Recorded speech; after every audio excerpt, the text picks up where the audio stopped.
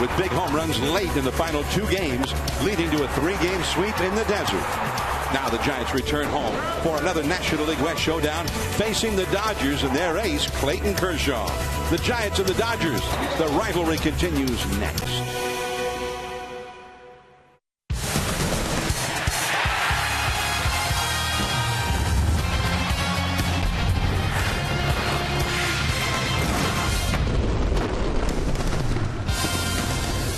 The Giants are home here at the corner of 3rd and King Streets, 24 Willie Mays Plaza, in the midst of a heat wave. And the Giants and Dodgers ready to play ball in San Francisco for the first time here in 2013. Hello, everyone. I'm John Miller with Mike Krukow. Welcome to San Francisco Giants baseball. The Giants sweeping the D-backs before coming home. Now, and that's not easily done, now they've got to do something that sometimes seems almost impossible for the Giants. Figure out a way to score some runs against Clayton Kershaw. Well, Clayton Kershaw has been unbelievable against the Giants. Now, he's 9-4 lifetime. Hard to believe that he has 4 losses against him when you look at his lifetime ERA, 1.28. Perhaps the key tonight, however, is at the top of the Giants lineup, because all 3 guys, Angel Pagan, Marco Scudero, and Pablo Sandoval, all hitting lifetime over 300 against Kershaw. So I think that's a very important part of the lineup tonight. Now, Zito goes for the Giants. He won't have to face the Dodgers' 2 hottest hitters, Adrian Gonzalez, a late scratch before the game, and Carl Crawford got hurt earlier this week. Well, those are 2 big bats, so 2 big left-handed bats against the left-handed throwing Zito. But you know what? The last time I checked, the guys who were filling in for him, they're big leaguers too. So you got to come with some A-game. This is the Dodgers and the Giants. All right, so here we go. The Giants with Jeremy Affeldt back in there, and the Dodgers also have Hanley Ramirez, who is back in their lineup. Stay tuned. We'll take you to the Comcast Sportsnet studios for an update with Ahmed Fareed and Sean Estes right after these messages.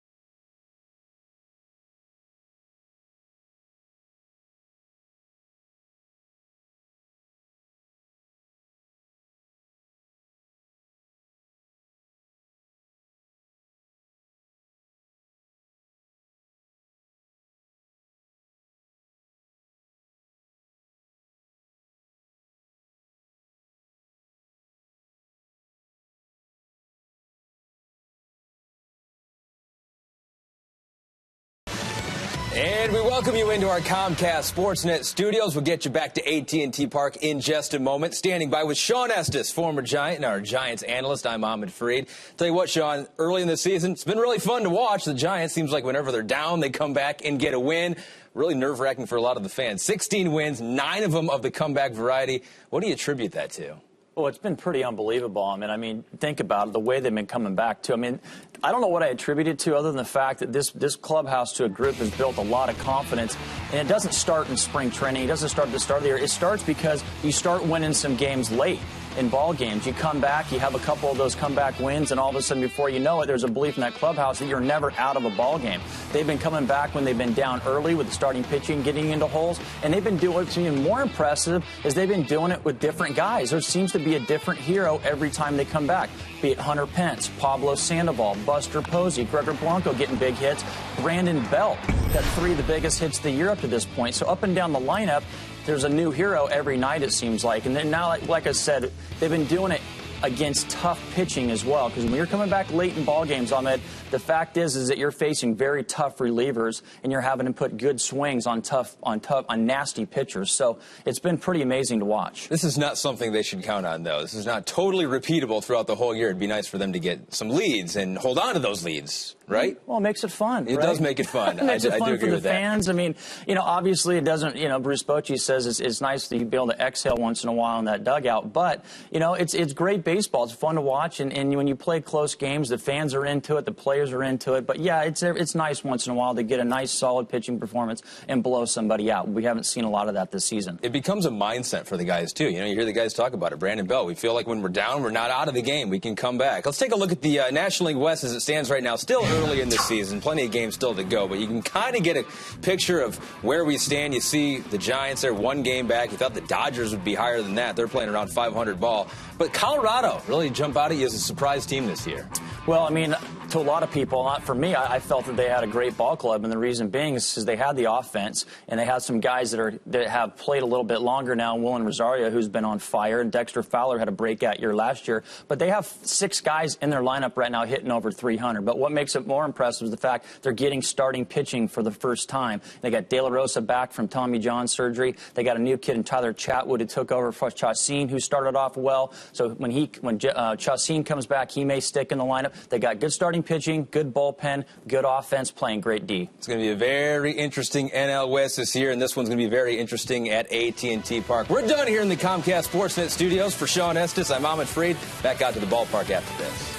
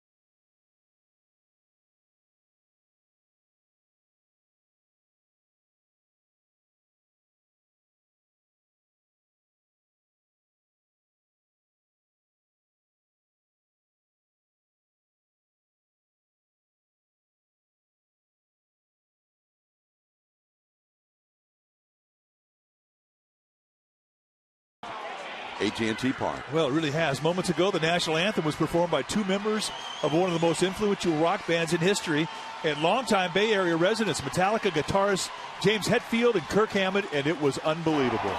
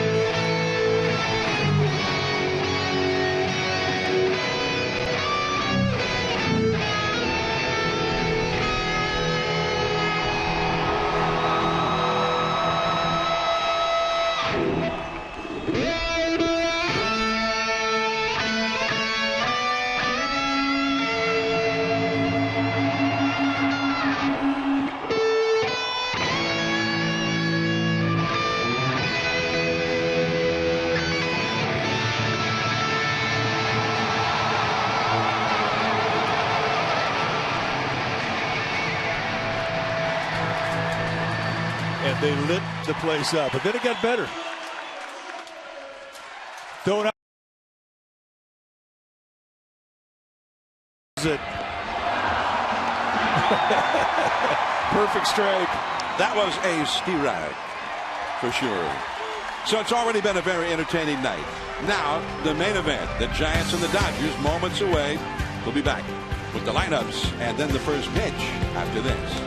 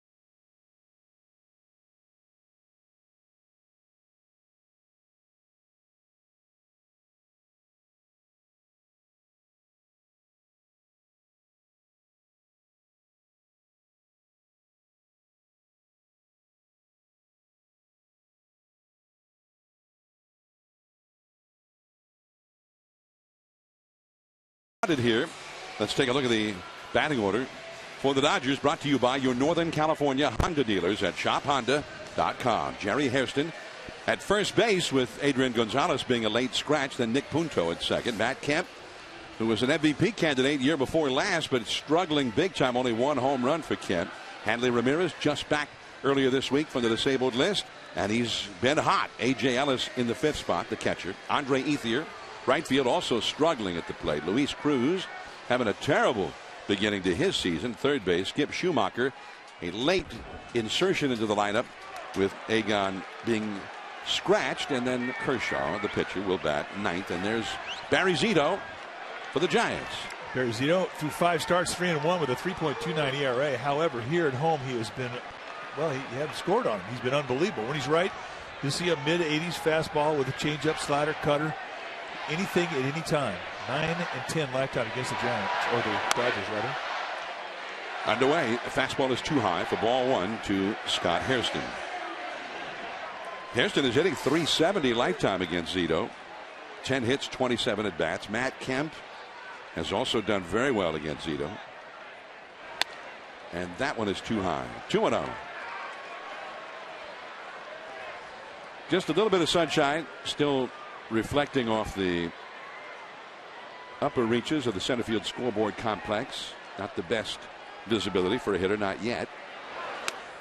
That is in there for a strike in the outer part of the plate. 2-1.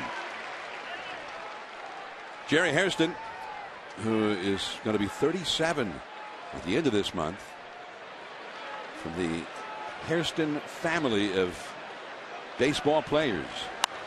And a pop-up foul. His brother Scott Hairston's in the big leagues, and their dad, Jerry Hairston Sr., was in the big leagues.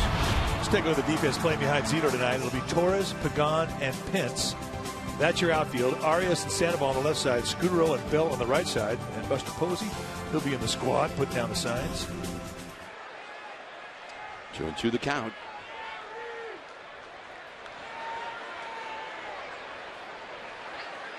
And the big curve in the dirt. Full count now. 3-2. We've had very warm temperatures here in San Francisco, especially yesterday. Another beautiful day today. Temperatures got into the 80s, but it has cooled off. And it's a beautiful evening here at the ballpark. 64 degrees the game time temperature. And Zito has walked Hairston to start the game. Well, time now for our Round Table key ingredients. The key ingredients for the grain, they are brought to you by Round Table. Round Table has captured real flavor in the new West Coast combo pizza made with fresh veggies, pepperoni sausage, and oven roasted chicken. Just $16.99 for a large Round Table, the last honest pizza. Number 1, top of the lineup, take on Kershaw. You've had great lifetime success. Keep it up. Number 2, Zito. Stay magical here at AT&T. And 3, defense on the left side of the infield has got to be good with Zito on the mound. You'll see a lot of ground balls out west. Nick Punto, switch hitter. And Zito continues to be up with that fastball, up out of the strike zone there and off the outside. 1 ball and no strikes. You're not going to get a lot of high strikes tonight either with plate umpire Joe West. He's a low ball umpire. Punto, utility player. 40 at bats so far, 15 hits. He's done well. Right back to Zito. Bad throw to second. Look at that play, but Arias tried to still turn that double play and pulled Belt off the bag at first with sort of a miraculous effort anyway. But Zito, just a terrible throw to second. Well, he throws behind him, and you see Arias coming back against his body. And how he manages to catch the ball and still get a throw off while staying in contact with the bag. That would have been a miraculous play had he had a more accurate throw, but the very fact that he made a throw is pretty magical. Zito really turned the wrong way when he got that ball. And perhaps that caused the errant throw. So here is Matt Kemp. And Kemp has had great success against Zito. 24 hits in 55 at bats, a .436 lifetime average, including 3 home runs. Curveball in there for a strike. There's that low strike you're talking about. Zito was 3-2 against LA last year, and in this ballpark last year, in 3 starts, he had a 1.93 earned run average against LA. Punto at first. Punto is 35 years old, has 1 steal so far. And that's off the outside with a cutter. 1 ball, 1 strike. Joe West behind the plate. Adrian Johnson umpiring at first, fielding Culbreth, who was the crew chief at second base. Bill Welke at third.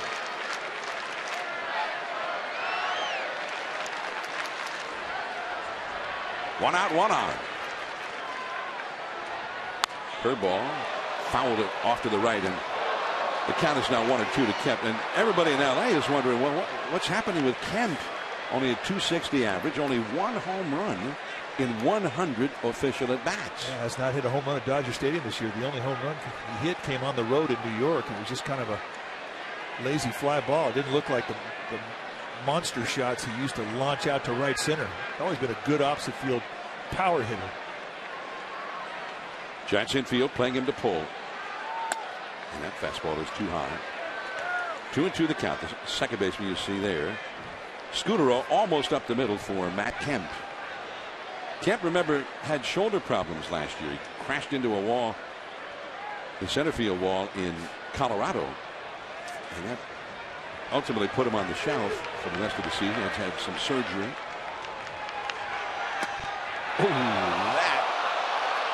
That was pretty close. Well, that was a strike he didn't get. You could see the look on the face of Zito. And Joe West will do this to you. It could be an inconsistent strike zone. That is right there, and that is a low strike, and he is a low ball umpire. Bochy sees it. Everybody behind Zito on the field saw it. And you can't give Kemp more chances. There goes Punto, and that's fouled out of play. And Punto will have to turn around and go back to first.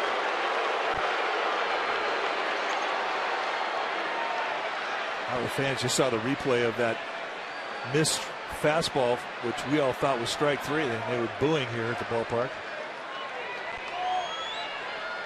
Not easy to be an umpire these days with replay in the ballpark. Punto back to the bag. He was running on the previous 3-2 pitch.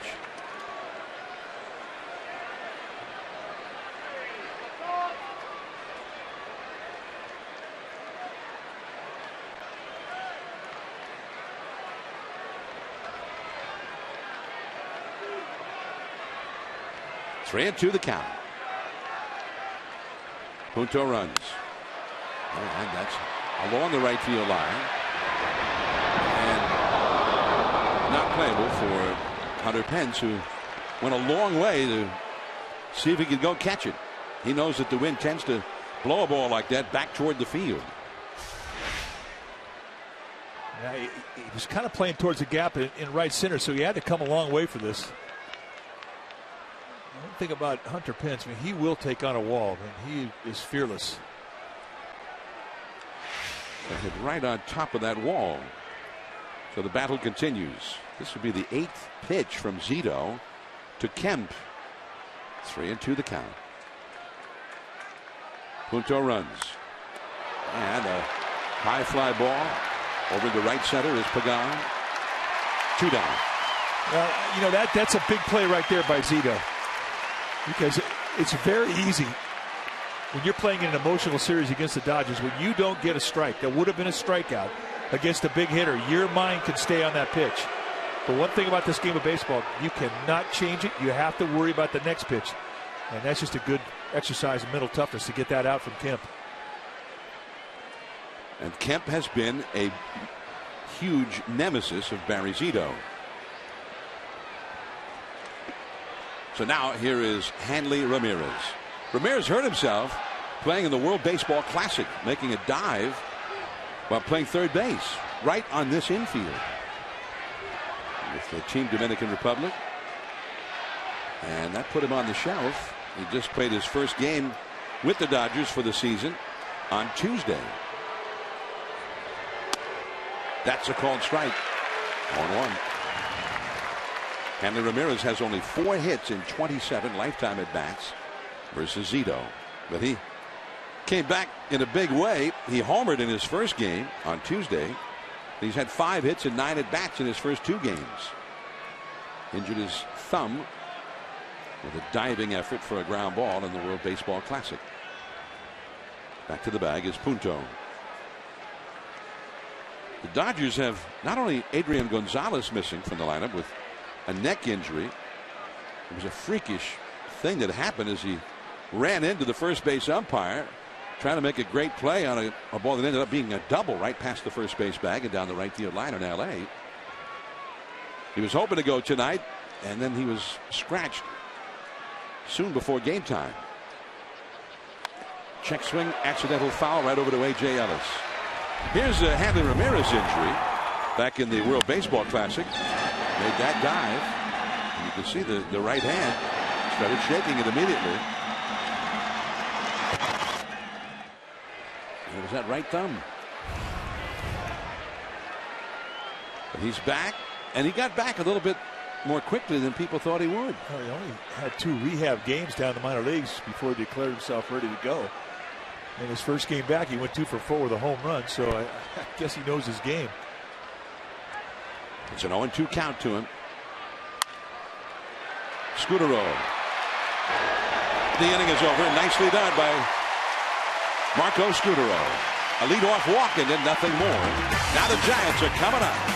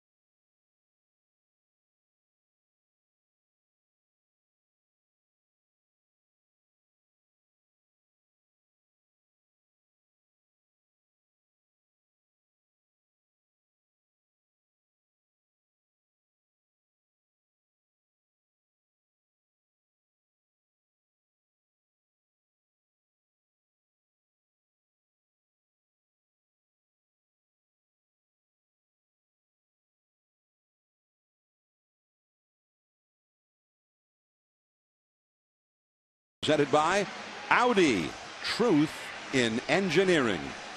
Pagan leads off center field. Scudero, second base. Pablo Sandoval, third base, hitting .327, and he's done pretty well against Kershaw. Not many in the game can say that.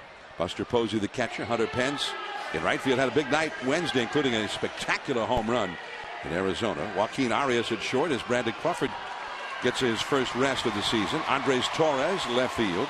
Brandon Belt at first base, and Barry Zito, the pitcher, batting ninth against one of the best in the game. Now, indeed, Clayton Kershaw, a Cy Young Award winner. We mentioned his lifetime success against the Giants, 9-4 with a 1.28 ERA, and how he does it is with a low to mid-90s fastball, right over the top, big curveball, one of the best in the game. Hard slider to throw a changeup on occasion, but when he gets it going, it's pretty much fastball, curveball, slider. Look out, Pagan, who bluffed the bunt and then had to head for cover. High and tight for ball one. Kershaw, we showed you what great success he's had against the Giants overall. There's Ramirez in the dirt and scooped out by the substitute first baseman, Jerry Hairston. Nicely done. That is a nice play. Let's take a look at the rest of that defense for the Dodgers. Starting in the outfield, it'll be Schumacher, Kim, and Ethier. Best arm is in center field with Kim. Ramirez and Cruz on the left side of the infield. Punto and Hairston on the right side. And A.J. Ellis will be in the squad, putting down the signs. And let's take a look at the dig out of the dirt. A nice play all around. I mean, from Ramirez's perspective, just throws low, and it's a nasty back half one-hopper. And Hairston picked it like he plays there every day. Hairston came up as a middle infielder originally with the Baltimore Orioles many years ago. Tonight is Metallica night. Well, Marco, he could pull it off. I'd like to hear his. Like to hear him with the guitar. He looks the part. 1 ball, 1 strike to Scutaro. Scutaro has a .357 career average against Kershaw. That curveball bounced in front of home plate.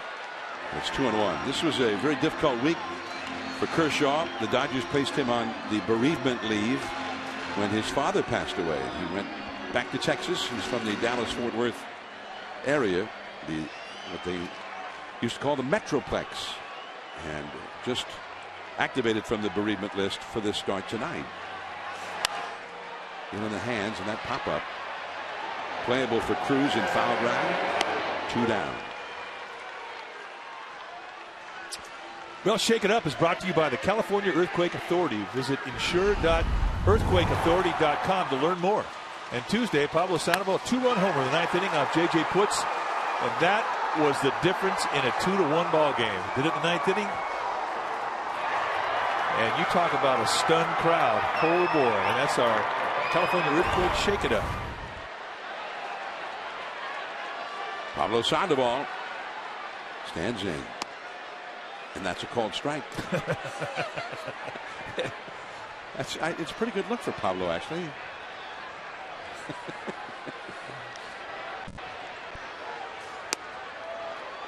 1 ball, 1 strike. Pablo, in his career, 10 hits, 33 at bats against Kershaw. A .303 average. That one bounced a few feet in front of home plate. 2-1 the count. Yeah, catchers don't really appreciate that. I think Ellis caught that with his bare hand. He's thrown a couple breaking balls, and they've landed out there in front of home plate by about 6 feet. Either he doesn't have much of a feel on that pitch, or he's using really sticky pine tar.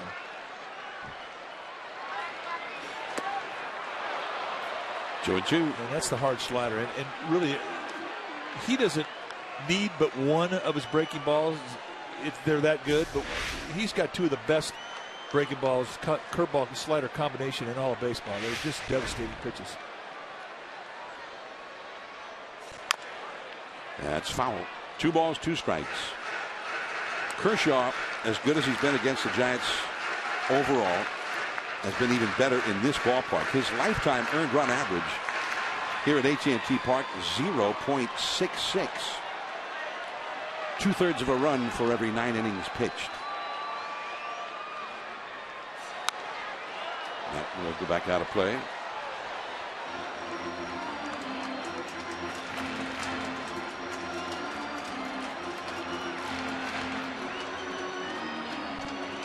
Kershaw 7 different games here. He hadn't even won all of them. But when the Giants beat him, it's invariably by scores of 2-1, 2-0. Hanley Ramirez, a long throw, and the inning is over. So the Giants are gone 1-2-3. On to the 2nd inning. No score.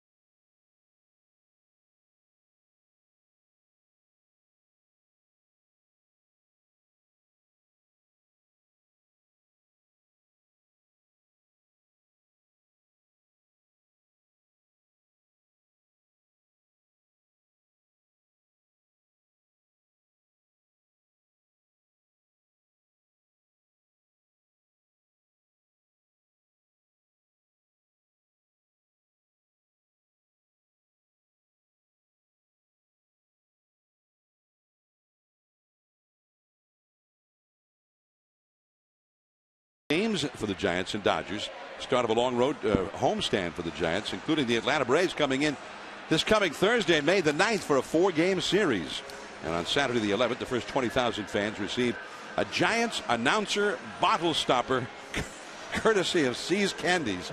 Oh boy! I want to get that. Oh man, that is do not get here late for that. Let's see what is, if the game's at 1 o'clock. I suggest getting here maybe 1:30, 2 o'clock. Now Mother's Day, Sunday, May the 12th. The first 20,000 fans will receive World Champions charmed necklaces presented by Genentech. sfgiants.com. Get your seats now. A.J. Ellis, and there's ball one. Oh, what day is that again? Well, I'll tell you right now. I want to get that. I want to get that. I want to get that. There's a called strike. Very similar look to the Metallica guys. No, absolutely. But our group is called Dickie Do and the Don'ts. 1-1 the count to A.J. Ellis. Barry Zito, no score in the game. And that one cuts off the inside for a ball. 2-1. A.J. Ellis, Dodger catcher, hitting .250 with a home run. .367 on base average.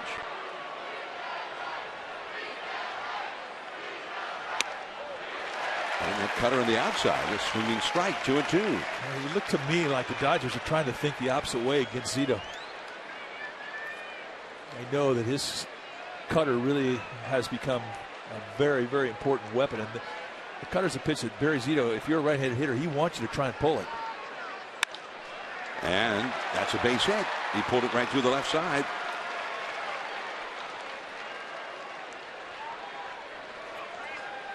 All right, time now for Toyota by the numbers. The all-new redesigned Toyota RAV4 is here, and with it, you get up to 31 miles per gallon, and it's ready for a great adventure. On this date in Giants baseball history, well, in baseball history, 1936, Joe DiMaggio's first game. 1963, Pete Rose's first homer. 1964, Tommy John's first win. And 1980, Willie McCovey's last home run. Number 521, tied him with Ted Williams on the all-time list. And Joe DiMaggio, of course, from the Bay Area. Born over in Martinez, really grew up in San Francisco, though. That curveball is called ball one, and Zito had a hard time understanding why. You know, and Joe West, he'll call it, he'll look right at you for a reaction. That is a missed pitch. That's 2 that he's missed. And if an umpire misses 5 pitches in a game, it could cost you a win or a loss. Andre Ethier with a foul along the left field line. Now, this is the first pitch curveball. It's a get-it-in pitch. Wow. Buster Posey double clutched, stunned, and Joe West called it a ball. And Posey will very quietly, very persistently make his case for his pitcher. That's in there with a fastball. 1-2. Ethier off to a very poor start. .237 average. He does have 3 home runs. And he's been getting a lot of walks. Ethier with a .330 on base percentage, even though his batting average is only .237. And that cuts off the outside. 2-2 the count. Ethier facing Zito, against whom he has a career batting average of .186. And just in general terms, Ethier often just doesn't hit that well against left-handed pitchers, period. And it's been a problem for him and the Dodgers. This year hitting .250 though against lefties. Punches that one foul. Ironically, with all that emphasis on Ethier trying to hit better against lefties, it's the righties that are getting him out so far this year. And Ethier has always worn out right-handed pitching, but he's hitting .226 against the righties so far this year. 2-2 the count to Ethier. Zito reads the sign from Buster Posey. Looks at first. Curveball. Over to first. Scudero and Belt, who made a dive for that ball, jumped up, got back to the bag. So A.J. Ellis moves over to second. Yeah, that could have been one of those plays too where you have two guys converging trying to cover first base. There you see the effort by Bell, but this is as good an effort to get back to the bag and find the bag. And through it all, Marco Scudero makes a nice play, and he's got to wait for somebody to cover. Bell wasn't quite on the bag yet, but he knew where it was. Yeah, he's got those big old size 15s. They cover some ground when he starts flopping them around.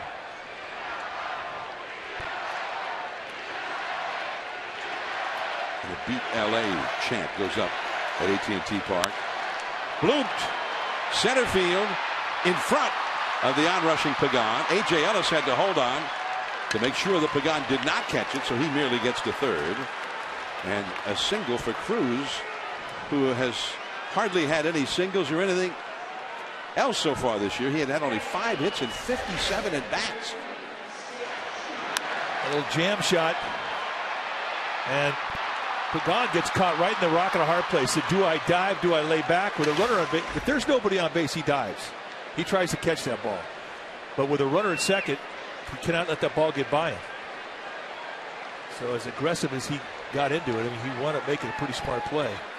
And it holds Ellis at third.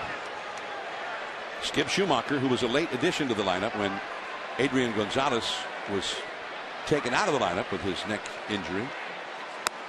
And that is in there for a called strike to Schumacher. Schumacher, the former Cardinal. And it's ironic he was not in the lineup because he's hitting .438 lifetime against Barry Zito. 7 hits, 16 at bats. The middle infield double play depth with runners at first and third and 1 out. Kershaw, the pitcher, on deck. Sharply but foul past first. Now it's 0-2. You know, when Clayton Kershaw made his major league debut, and it was just 5 years ago, in May of 2008, he faced the Cardinals. The first batter he faced, the leadoff man for the Cardinals that night, Skip Schumacher, struck him out. Now he's trying to give Kershaw the lead here in the second inning. Schumacher is only hitting .128 so far this year. And that curve is a foul. Still 0-2.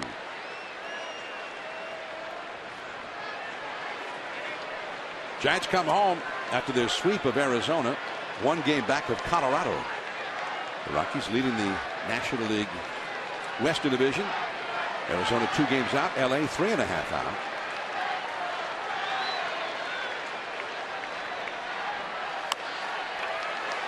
Now Belt, he goes home. The tag, and he is out. And that was Belt's best option. And he got him. I think that was the only play he had. Remember, A.J. Ellis, the catcher at third base, doesn't have great speed. And Belt coming in sees all this in front of him. Now, what base are you going to go to get it out? That's the only play he's got, and they prevent a run.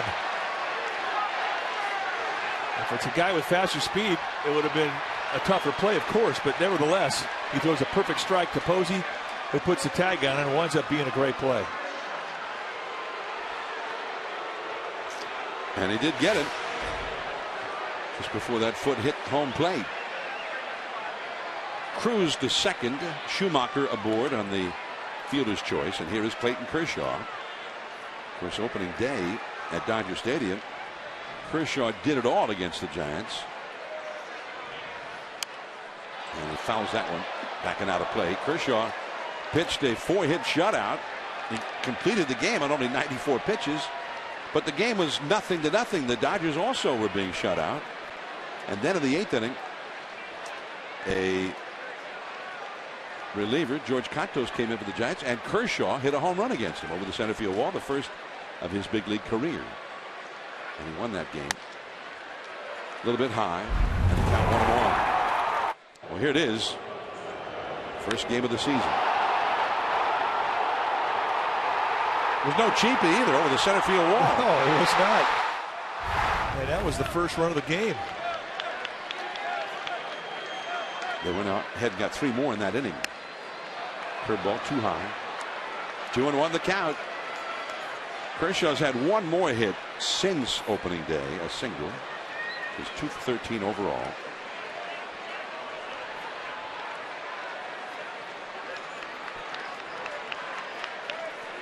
Zito has worked hard on this inning. This will be his 20th pitch of the inning. Right there, outside corner with a fastball. 2-2. Talk about what great success Kershaw's had here. Zito has not allowed a run this year at AT&T Park. Now 22 innings and counting. Trying to make it 23. There's Belt, juggles it, and Arias gets the put out at second on Schumacher. No runs. Posey coming up.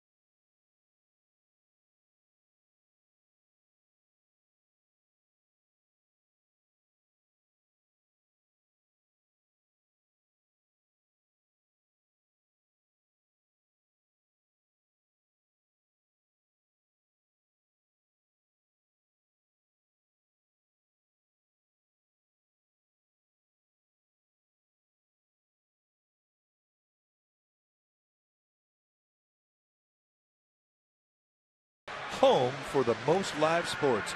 We take a look at Ryan Cavitt, a second baseman down in San Jose. He's tearing it up. 362 average this year. That's 42 hits in 27 games. 16th round pick out of UC Santa Barbara in 2009. And the best part about it, he's a local kid out of Belmont. So nice going, Ryan Cavitt. Our Xfinity future focus. Remember that name. The Giants brought up the outfielder from the Fresno Grizzlies, who had a great spring, Francisco Peguero, today, as they sent Hector Sanchez, the backup catcher, back to the minor leagues. And also Jeremy Affeldt was activated from the disabled list, and Sandy Rosario, who was in town just long enough in Arizona to get his first major league win, he also got sent back. Buster Posey takes ball one from Kershaw. Buster followed by Pence and then Arias. No score. Second inning.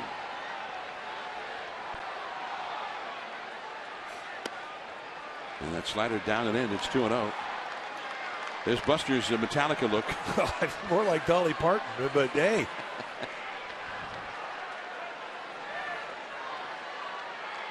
Two 2-0. Kemp in a couple steps. One away. Now Hunter Pence will come up.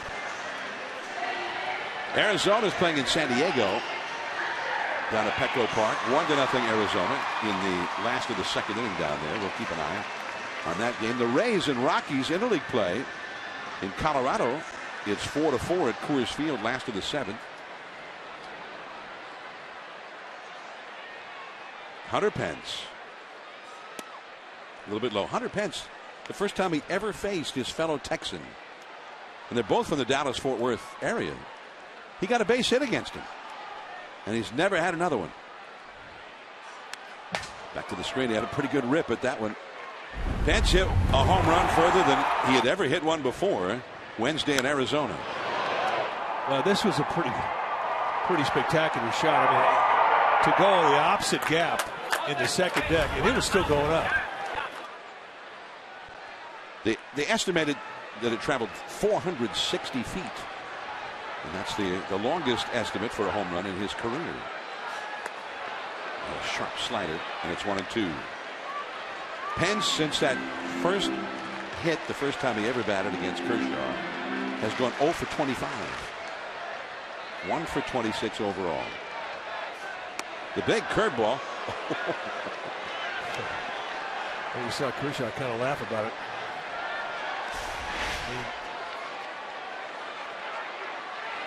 It's almost like Joe West has never seen a curveball before, but he's consistent with both teams. Well, I guess you could say fair is fair. If it wasn't a strike for Zito, it wasn't a strike for Kershaw. Well, we'll see if they keep not being strikes the rest of the night. Well, he can be inconsistent, but I say this about Joe West. He will control the game. I mean, I think he is a very good umpire. As I mentioned, more of a low ball umpire. I always thought he was a good hometown umpire. If you were getting him behind your home plate when your team was at home, it always seemed like your strike zone was pretty good. If you got him on the road, it was not quite as good. Maybe that's just me. But I always liked him back there. 3-2. Cruz by a step. 2 down. Well, the NBC Bay Area investigative unit led by Tony Kovaleski. That's right. They're an award-winning team of 14 journalists dedicated to holding the powerful accountable. The investigative unit on NBC Bay Area. We investigate. 2 down, nobody on. And with Brandon Crawford being given his first breather of the season, and Bruce Bochy said he chose to do it this way because with the scheduled day off yesterday, he really gets 2 days off. And there's a swinging strike one with Joaquin Arias batting.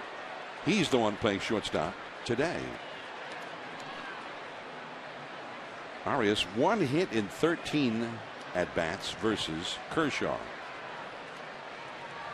No score in the game. We're in the 2nd inning. Giants have not yet had a base runner. And it's 0-2. The starting times this weekend with the Dodgers in town are all over the board. Tomorrow's game is a 6:05 start. Vogelsong likely against McGill. And there's Cruz. Arias is retired. It'll be Heston Puto and then that man, Matt Kemp, coming up. No score.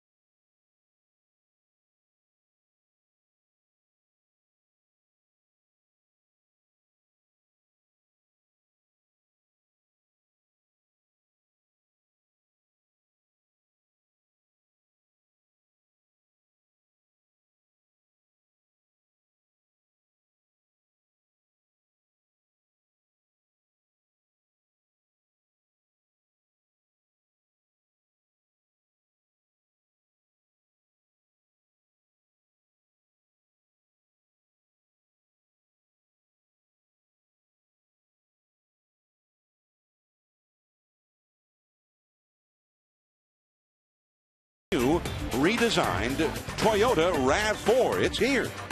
With up to 31 mpg, it's ready for adventure.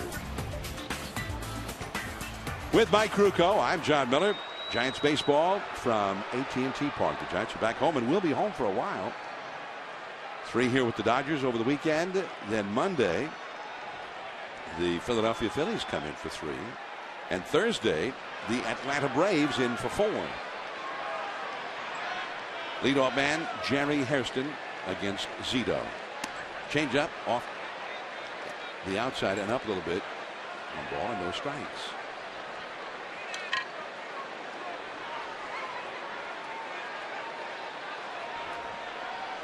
Hairston, good high ball hitter. Likes that ball up above the belt.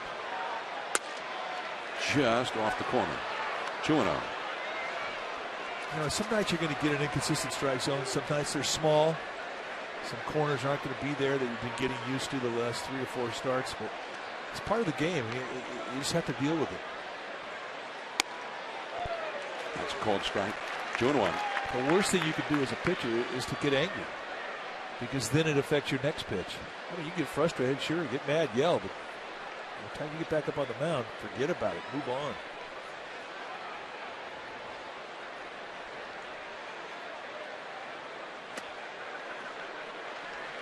Three and 1. So the job remains the same, one way or the other. You didn't like the call, you like the call, you still have the same job on that next pitch. Got to have amnesia. Forget about it, move on. It's a walk, and he has walked. Hairston leading off an inning twice now. Yeah, and in last inning, A.J. Ellis led off with a single, so he has not gotten a leadoff hitter out tonight. He's not making it easy on himself, that's for sure. And perhaps Buster sensed a little frustration with the strike zone coming out to calm him down. So the catcher, he's got to be prepared. He's got to know all the hitters. He's got to know the scouting reports. He's got to know his own pitcher, what's working for him that night. But then there's also a little bit of psychologist and buddy and whatnot. He's got to read his pitcher. Well, the good catchers are like that, and they'll come out and they'll cajole, they'll chew on you, they'll encourage, they'll pat you on the back, kick you in the butt. They'll do all the things they need to do to get you to be as good as you can be that particular day. That's why I always thought that catchers had an advantage once they left the game to become managers, because they then took that ability to get the most out of a team, like they spent their whole career trying to get the most out of a pitcher. Bruce Bochy, of course, a former catcher. Zito to Punto, a called strike. Punto's a good number 2 slot guy. I mean, he can do a lot of things with the bat. He can bunt, drag bunt, push bunt, slug bunt. He'll hit and run. Not afraid to hit with 2 strikes. A lot of similarities to the type of style of hitter that Marco Scudo is. Tough to strike out. On strike the count to Punto, a switch hitter. He hit one right back to Zito, who on another day might have turned it into a double play, but Zito made a bad throw to second. They only got the 1 out. That's 0-2. Congratulations to the Golden State Warriors last night. Oh, they were fantastic. Going on to the next round.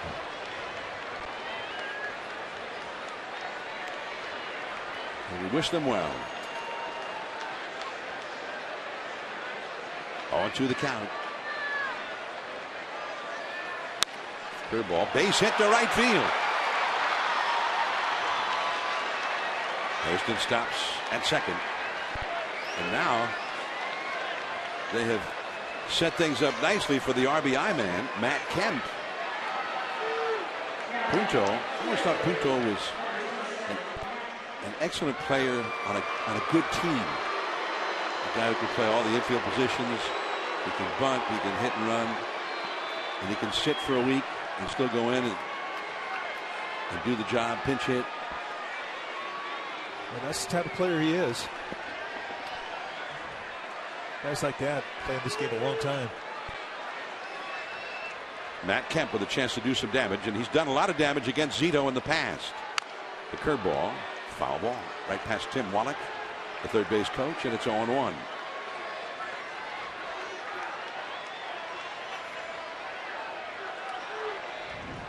By the way, one of Punto's old teams, the Cardinals, lead the Brewers 6-1. Top of the ninth in Milwaukee. The Rays and Rockies in Denver still 4-4, top of the 8th at Coors Field. The Padres now have a 2-1 lead over Arizona, top of the 3rd in San Diego. 0-0 here. 2 men on, nobody out though. That's a called strike on the outside. Posey came up, ready to throw. And the runners scurried back to their respective bases. Hairston to second, Punto back to first. 0-2 the count. First baseman Brandon Belt, you can see right there, is way off the first base line, and Scudero's almost up the middle at second. The outfield kind of bunched up towards center against Matt Kemp. Now Zito steps off the slab. Now Posey ran through some signs and he wasn't getting to the right one. So he said, all right, let's start over.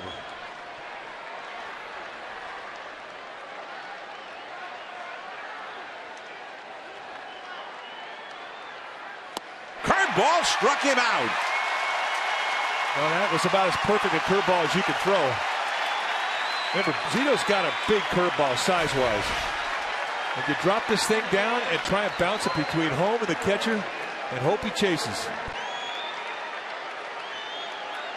And it just dies before Kemp can get to it. So with a runner at second, nobody out, you're always pitching for a strikeout in a tie ball game. That's a big out. Now you can pitch with a ground ball and try and get out of this inning with a double play. Hanley Ramirez, who grounded out to second his first time.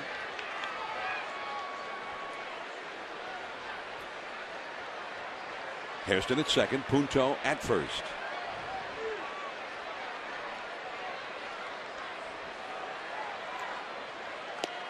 And it's 0-1. Big rip at that low cutter. Hanley Ramirez, who's had 5 hits in 10 at bats so far since coming back from the disabled list.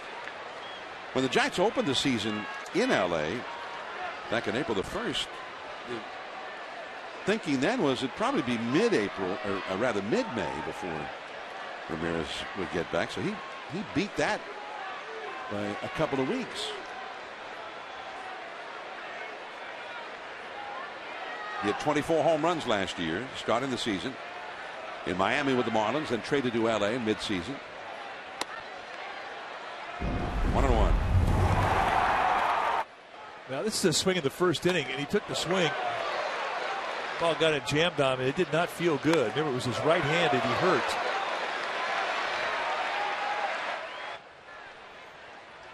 And I don't know if the guy's 100%. I doubt that he is, but he knows his team's struggling. He wants to get back in there. So he had 2 games of rehab time down the minor leagues. The curveball. Well, it's just going to be tough to get a curveball called a strike from Joe West. It's a pretty good pitch right there, but you know, where he caught it was out of the strike zone. It's hard to argue with an umpire when you say, well, it went across the plate, it was above the knees. That argument never really held weight with a whole lot of umpires.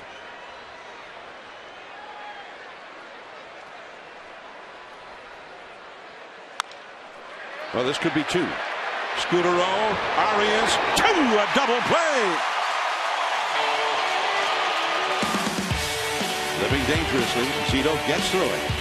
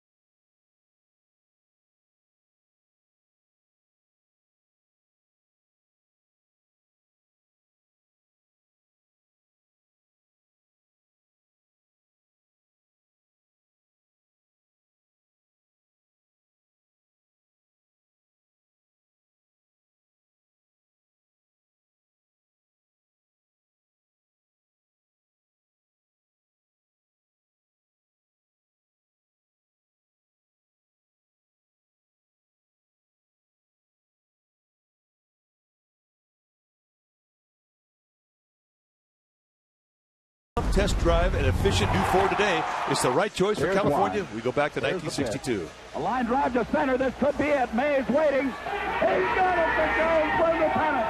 The Giants have won, and as Pierce is mobbed by the Giants, they've won it 6-4 on a dramatic 4-run rally in the ninth. The Giants are going crazy down there. That was the 11th anniversary of Bobby Thompson's famous home run that won a similar playoff over the Dodgers. And they won the pennant in 51 and then again in 62. One in New York and the other here in California. As Andres Torres on a curveball. The count is 0-2. Brandon Belt is on deck. Then Barry Zito due up third in the inning. The Giants have not yet had a base runner against Kershaw. That one bounces in front of the plate. 1-2. Kershaw is wearing A.J. Ellis, the catcher, out. That's what, 3 or 4 balls now he's bounced in front of home plate. 1-2 the count. And changeup down and away. 2-2. By the way, Bobby Thompson's home run finished a 4-run bottom of the ninth inning rally at the old Polo Grounds. Giants were down 4-1 and they won it 5-4. In 62 they went to the ninth inning in LA trailing 4-2 and they scored 4 runs in the ninth inning again. No home runs this time. And Mays was involved in the winning rally big time, and then they retired the Dodgers in the bottom of the ninth. The Giants, who that year they were 4.5 games behind the Dodgers and they had 7 games to play. It looked impossible. And they still tied them on the last day. Oh, the bat flies into the seats. And Torres is thrown out. The ball was hit fair. That bat broke and the barrel into the bat with a jagged edge flew into the seats behind the Giants dugout.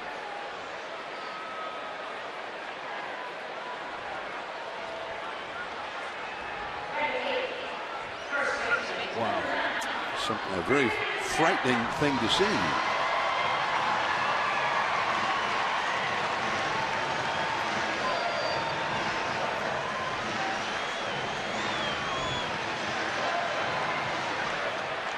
So 1 away, and here is Brandon Belt.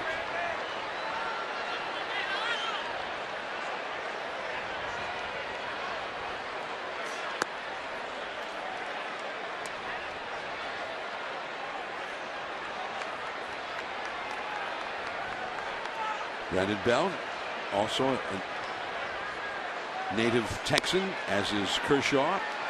And the count is 2-0. Belt has a memory of being a kid in high school facing Kershaw way back when. It looks like she was hit on the arm. And she seems to be all right. Well, the bat that went in was broken in half, and you could see the jagged edge right behind this guy's head. Wow, that was scary. John, I didn't even see where the ball went. I was watching the bat go in the stands. Yeah, me too.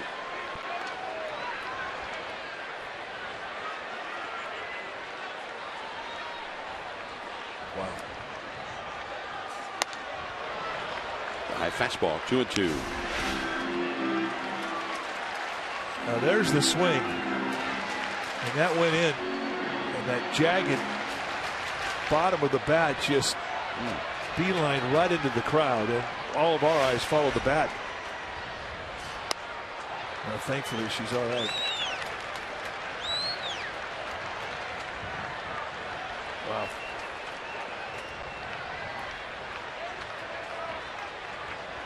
Gamer, babe, no doubt.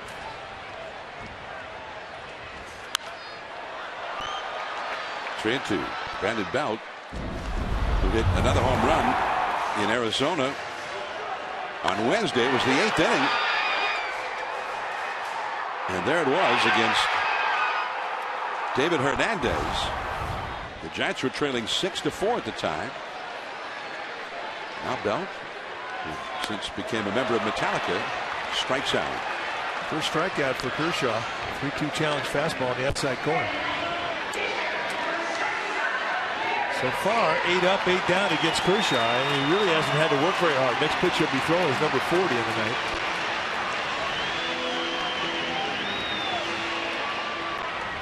He has not had to get in the stretch yet.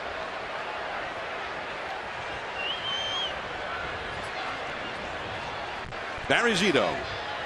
By the way, if you looked at all the batting averages of the Giants in the game tonight, the best batting average, Barry Zito.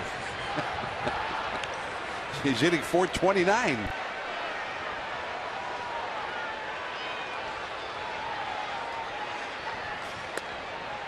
That's in there for a strike. 1 ball and 1 strike. Zito's had 3 hits in 7 at bats. He's also had 5 successfully executed sacrifice bunts, and he's only struck out 1 time. That could go up, though. 1-2 the count. Zito, who usually makes contact. And he gets pitches out of pitchers, too. Just off the outside at 94 miles an hour. 2-2. This will be the 5th pitch from Kershaw to Barry Zito.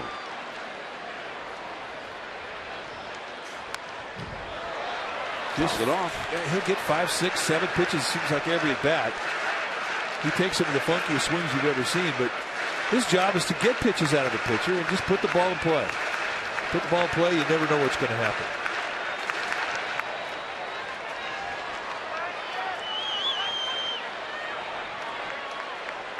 So Kershaw will try it again. This will be his 6th pitch to Zito. And they'll have to throw at least 1 more. It's a full count.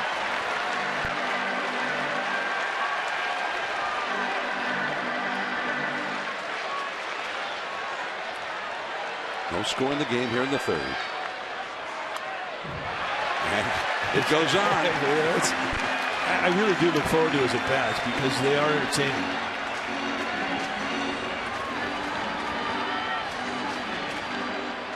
I've never seen him pull the ball between the first baseman and the first base.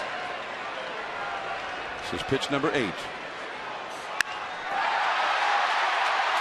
And really, that's a Zito homer. It was a good one. That ball is out of here. No scoring.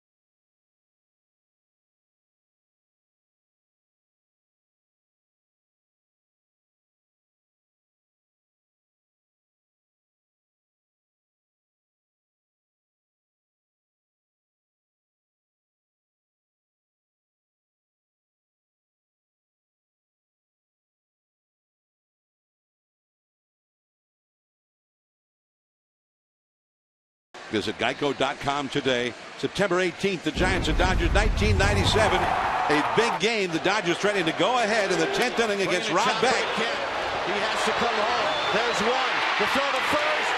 Double play. He got out of it. I don't believe it. The Dodgers had the bases loaded with nobody out. Beck got 1 out, and then the double play from Eddie Murray, a future Hall of Famer. And then in the 12th inning, his battery mate Brian Johnson hit a home run, and the Giants beat LA, and that tied them for first place. And with about, 9-10 games to go, the Giants went on to move right on by the Dodgers, and they won the West back in 1997. And this was the home run we were talking about. Brian Johnson, Bay Area native, against Mark Guthrie, and there it goes. And we thought nobody was going to be able to hit a home run to left field at the stick that day. The wind was blowing in from left. A couple of home runs had been knocked down, but not that one. What a moment for Brian Johnson, and he will live forever in that very large book of the great moments in the long, long rivalry of the Giants and the Dodgers. You know, you compare both ballparks, Candlestick to this park, and there's no comparison. This place is heaven. But there were some unbelievable moments at Candlestick, don't get me wrong. But the one thing Candlestick had over this place is it was louder. Completely enclosed. The sound had nowhere to go, but just it circled around and reverberated through that ballpark. It was incredible to be on the field when it would go off. That's unbelievable, Joe West. It's unbelievable. But if he was calling the low strike, okay. But he's not calling either one. And he'll put his hands on his hip and stare back at you, dare you to say something. 3-1 to A.J. Ellis. Andre Ethier is on deck. No score. 4th inning. Candlestick, there were about 58,000 people at Candlestick that day for the Giants and Dodgers, 1997. Did he swing? No, says first base umpire Adrian Johnson. So it's a walk for Ellis. 4 leadoff hitters in a row get on base against Zito. Well, for years, StubHub has been the place to find great Giants tickets. You can find great seats for this weekend's game against the Dodgers. That's right, there are still seats available. But you got to go to StubHub. This season you can get more with your tickets thanks to StubHub Fan Rewards. So go to StubHub and grab your seats today. Andre Ethier now. A.J. Ellis has been on twice. Ethier grounded out to the second baseman his first time. Shortstop Arias pulled over toward the middle. Base hit to center. And the Dodgers have 2 men on with nobody out. Zito has gone to 24 innings pitched in this ballpark now without allowing a run. The Dodgers have been threatening in each inning of this game. Well, there's been 61 pitches in this game, and I'll bet 50 of them have been out of the stretch for Zito. That's the other thing you have to take into consideration. Get that leadoff hitter on everything. You're in your stretch. Luis Cruz sort of muscled one into the shallow outfield for a single his first time. The left-handed hitting Schumacher is on deck.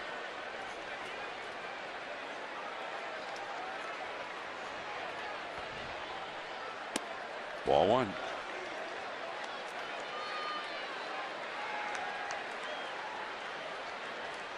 Cruz, who did an excellent job for the Dodgers last year coming up out of the minor leagues. He's from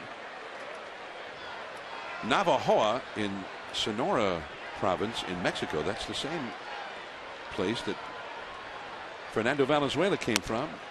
There's a ball outside. Now Zito's behind him, 2-0. This becomes a very big pitch.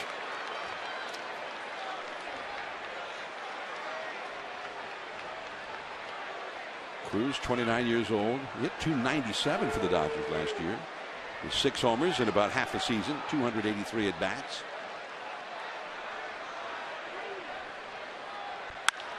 That could be 2. Arias to second, 1. Scudero to first. 2. A double play. Ellis over to third.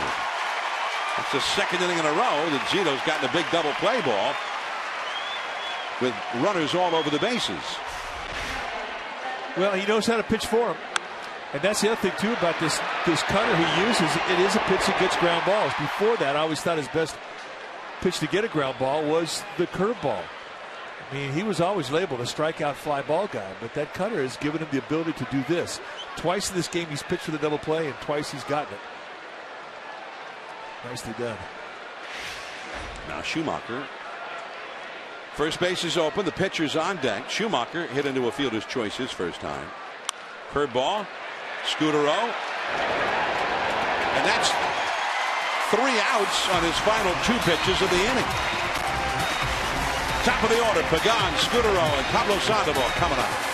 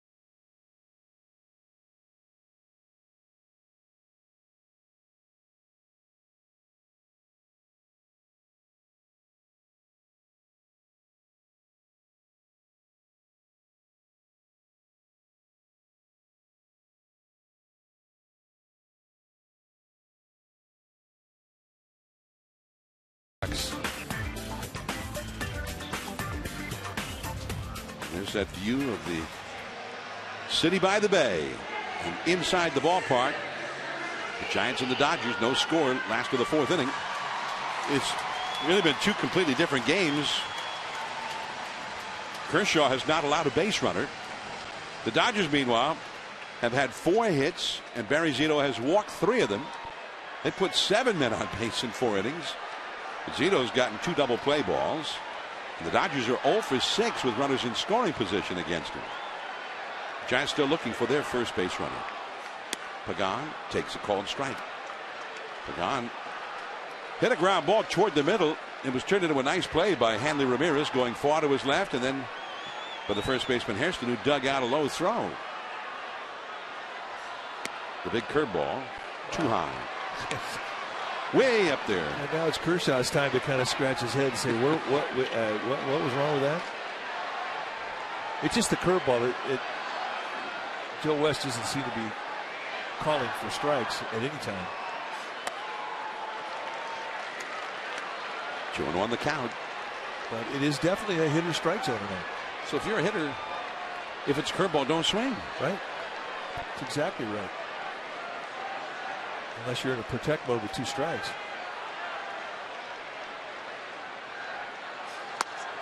Off the inside, it's 3-1.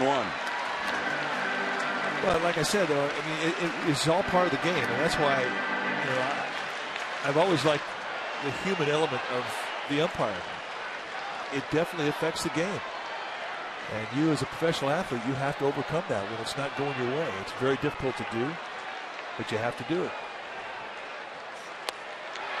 First base runner for the Giants. Ball 4 to Pagan.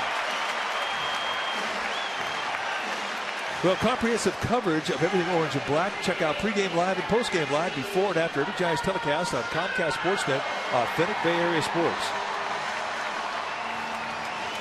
So Kershaw will work out of the stretch for the first time as Marco Scudero comes up. Now suddenly the Giants, with 1 base runner, their first of the game, have some options here. Scudero can be very strong at a hit and run play. Pagan with excellent speed. The slide step, and Kershaw throws a quick strike to Scudero. Scudero fouled out to third his first time. Scudero has had a couple of days of rest. He did not play in the Wednesday game in Arizona yesterday, the scheduled day off for the team. There's a move to first, and Pagan is back in standing. The outfield way over toward the right field side for the Dodgers. Ethier well away from that big gap in right center. You see Kemp is shaded in that direction. The middle infielders are pulled in. Double play deck. Pablo Sandoval is on deck. No score. Fourth inning.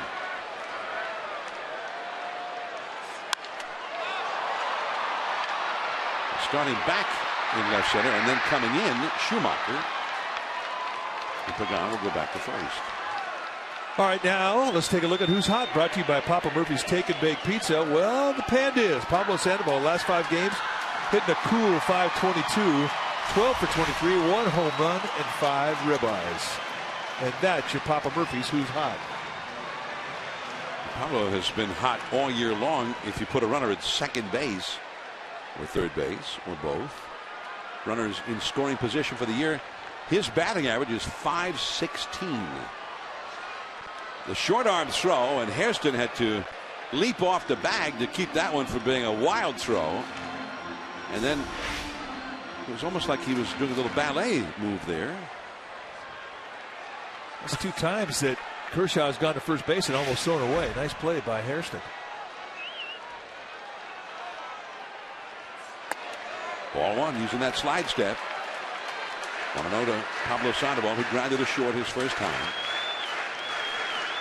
0-0 in the fourth. The Giants have not yet had a hit. I think Kershaw is one of the more difficult pitchers in the league to steal off of. Got excellent moves to first base, and as you just pointed out, a very quick slide step home. Give you 2 or 3 different looks to home. Just not an easy guy to time. The Squibber stays fair. And Hairston tags out Pablo. And Pagan is now in scoring position, but with 2 down. That looked like it was just going to roll foul, and he had such odd spin on it that it held the grass and stayed in fair ground. Now Buster Posey. Let's check out the spinach. There it is. It's cut grass. I mean, those are not that easy to catch either. And Hairston made it look pretty easy. Well, this is the first time the Giants have had a hitter come up there with a runner in scoring position, and it's a fast runner. Base hit could put the Giants ahead. Ball 1. Now Buster has not done well against Kershaw overall. 6 hits, 37 at bats. But last year especially, Buster did very well against left-handed pitching in general. Hitting .318 against the lefties this year so far. And it's 2-0. Being very careful. He's got an open base here. And you mentioned the success he has had lifetime against Hunter Pence has almost been automatic. Pence in 27 at bats now. He's 1 for 27. Yeah, and 0 for his last 26. Not even a walk. 2-0 to Posey. 3-0. And Pagan will go to third. That one just seemed to be missed by A.J. Ellis. Yeah, I believe that's a pass ball. That's down in the web. And not even, just on the fingertip. It is scored as a pass ball. Now they're going to walk Posey intentionally. So here's the intentional ball 4.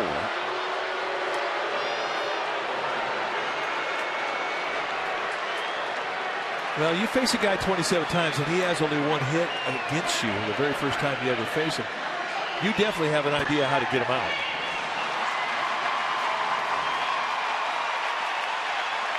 The 2 natives of the Dallas-Fort Worth area, Hunter Pence and Clayton Kershaw.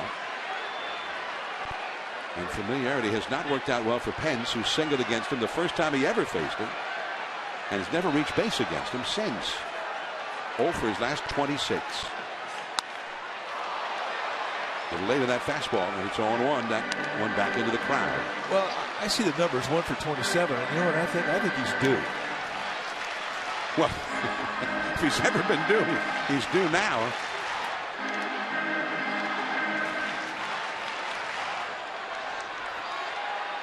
Pagan at third, Posey at first. No score, 2 down. Big hole open on the right side of the infield. Almost looked like he was trying to push it through that right side. It looked like he was thinking breaking ball, maybe slider speed. He wasn't thinking fastball, that's for darn sure. He waved through that like he was swinging underwater.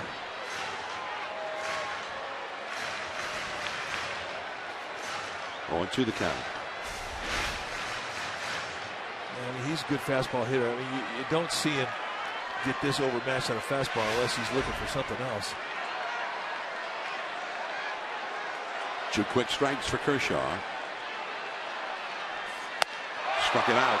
That one up around his eyes.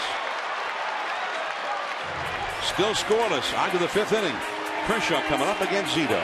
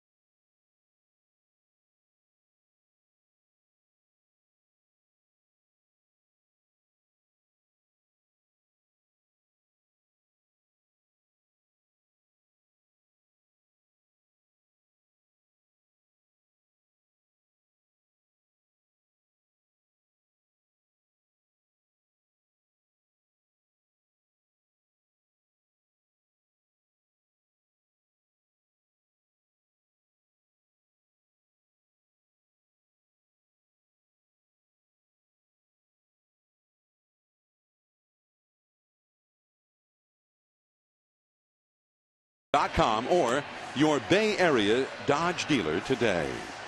The Twins lost in Cleveland 7-6. Drew Stubbs, the former Cincinnati Reds outfielder, knocked in the game winner.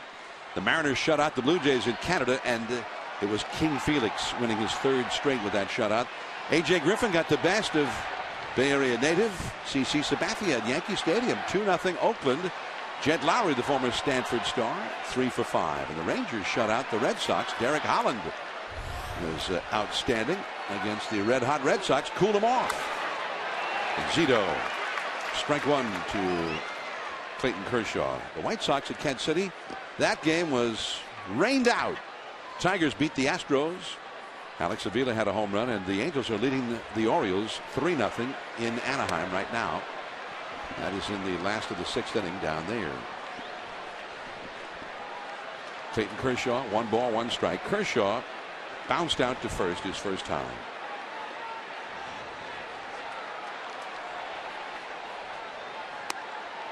And that cutter off the outside. 2-1 now. You got to be careful with Kershaw, as the Giants learned the hard way on opening day. It was 0-0 that day when Kershaw in the 8th inning hit a home run over the center field wall at Dodger Stadium. 2-1 the count. Back out of play, 2-2. It was funny because it was his first career home run in the big leagues. And yet, I think I was surprised because he looked like a guy who could hit a home run. Yeah, I was surprised too. 2-2. But you take on the deep part of any ballpark at the big league level, and you hit one over the center field wall, well, you're thinking that guy can hit more. But you have to respect him. 2-2. Curveball too high. 3-2. So Kershaw is doing to Zito what Zito did to Kershaw.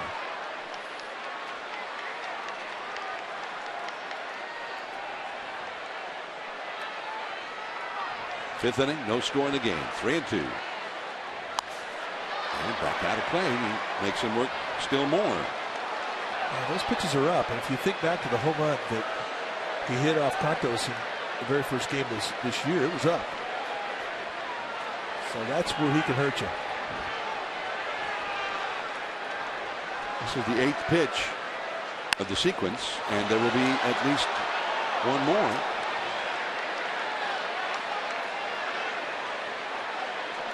Zito forced Kershaw to throw 8 pitches to him back in the 3rd inning. Zito ended up lining out for the left fielder. Still 3-2 to Kershaw. That is fair. Torres to second. Kershaw in with a double. 5th consecutive inning, the Dodgers have gotten the leadoff runner on base. And they thought with the pitcher coming up, it'd be an opportunity to finally get an out. Here, a pitch up at the belt.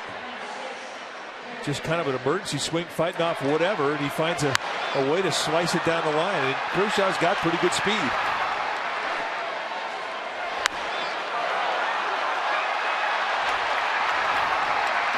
Turns out to be an easy 2-bagger. Just like that, the Dodgers once again get a runner in score position off Zito. That is the 2nd time in his big league career that he's hit a double. Hairston drops the bunt, and it goes foul. About 30 feet up the third base line. Yeah, that didn't look like a sacrifice. It looked like he was drag bunting for a base hit. Now, Harrison's a pretty good situational hitter. He's a smart player, and he's the kind of guy you don't really need to give a sign to, because the situation dictates that he needs to get that runner over. No score, top of the 5th, get a leadoff double by a pitcher. You have to get that guy over. For Zito, it's flat out simple. It's a strikeout situation. Hairston has walked in each of his first 2 plate appearances. He's got a .370 lifetime average against Zito. Also with 9 walks now.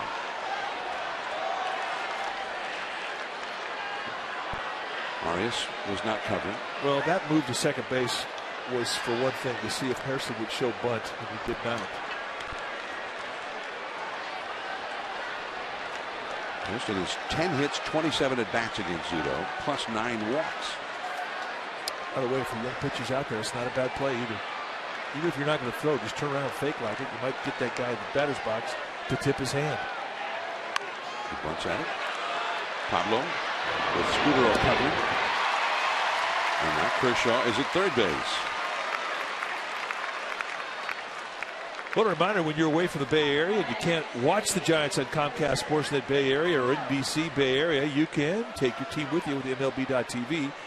It allows you to watch every out-of-market game live online on your favorite connected devices in HD quality. So go to MLB.tv to order and get more details. MLB.tv, baseball everywhere.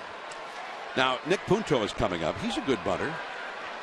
And the only reason I even mention this, the Dodgers have had a hard time scoring runs. They're hitting .211 as a team with runners in scoring position. They've averaged less than 3.5 runs a game for the season up till now.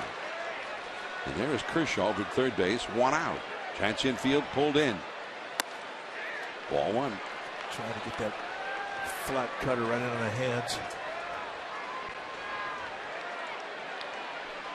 Infield pulled in. I mean, you need a break if the ball gets put in play. I mean, Zito's trying to get the strikeout here. Any out that you can get that does not allow that runner to score is what you're trying to get. But in your mind, you're pitching for a strikeout. Pop up, comebacker. Those are good too. 2-0. But one thing you don't want to do is you don't want to walk Punto. You want to make him swing the bat. He has to swing the bat. You don't want to walk him and set it up for the big boys. This is when, if you're a number 2 hitter, you're in the driver's seat because a pitcher has to give you something to hit. Matt Kemp is on deck. The Dodgers Big run producer. Well, he swung over the top of that cutter, and the count is 2-1. He hit Buster Posey at the top of the helmet too with that bat hit.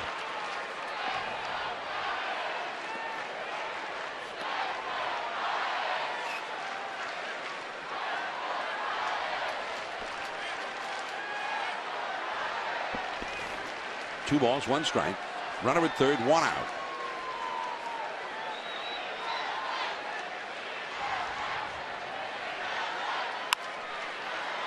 That one is through.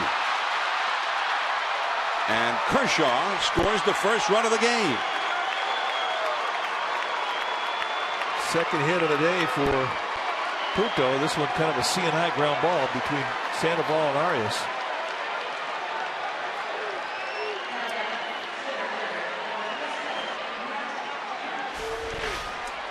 Kind of a jam shot too.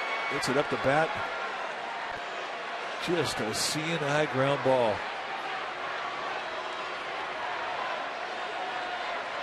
Frustration for Arias. I don't know if he was going to have a play on anybody, even if he did get it.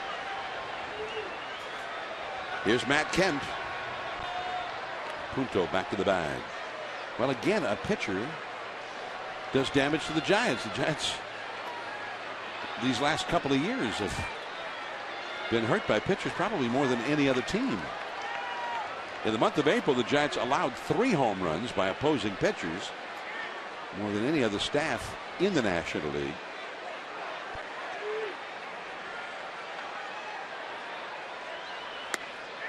Wow, great pitch. Nothing's there. Regroup and reload. Let your anger just wash right out of your mind. It's so hard to do, especially when you know you're facing a guy who can hurt you. And the difference between an 0-1 and a 1-0 count is monumental. If you have a 1-0 count, you've got to get in that strike zone. If you have an 0-1 count, you don't. You've got 2 pitches where you can throw it off the plate and hope he chases and tries to, and you try to have him hit your pitch, your location. But in a 1-0 count, you got to get after him.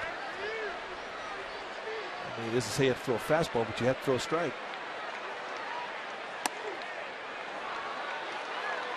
Two and 0. And that was close.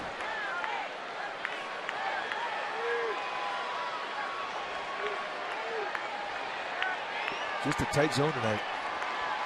I think this is the tightest zone we've seen all year.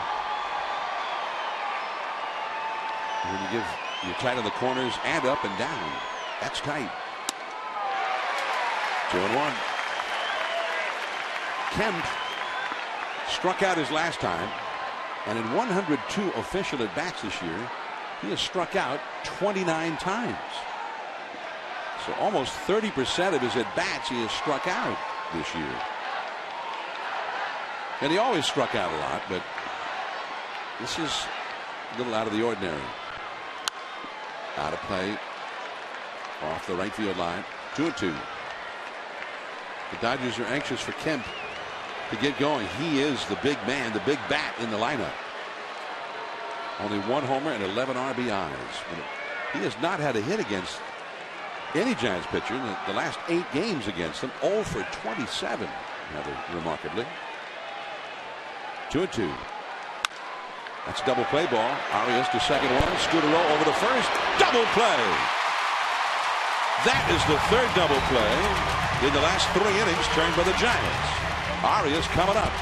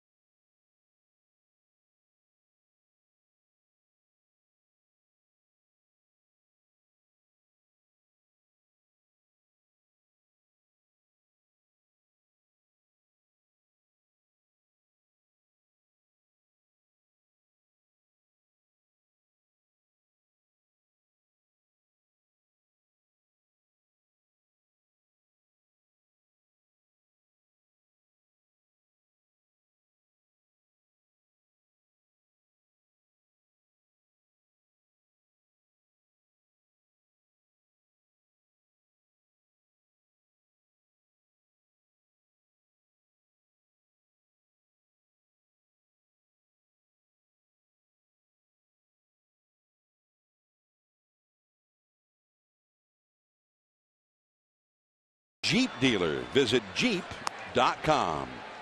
The Reds held on late at the end. The Cubs with 3 runs in the night, but Cincinnati won it 6-5 at Wrigley. The Pirates over the Nationals 3-1, and it was A.J. Burnett with 9 strikeouts, and Andrew McCutchen 3 for 4 with a home run. He's hitting nearly 500 lifetime against the Nats.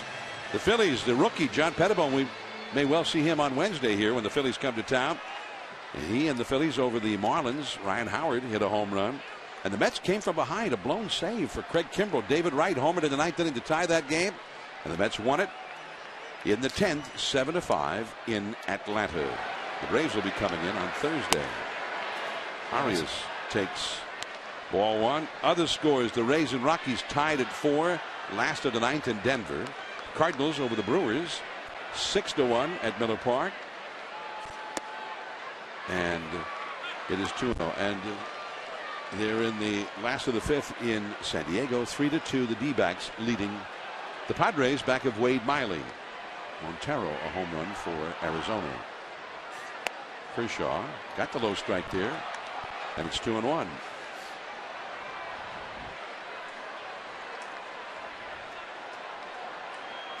One to nothing. The Dodgers lead the Giants. Right to the second baseman, Punto. In one of the better hit balls for the Giants. Well, I like the approach, going the opposite way. You just have to take what he gives you. Chad Godin is head down to the Giants bullpen right now. Pitch count starting to work against Barry Zito.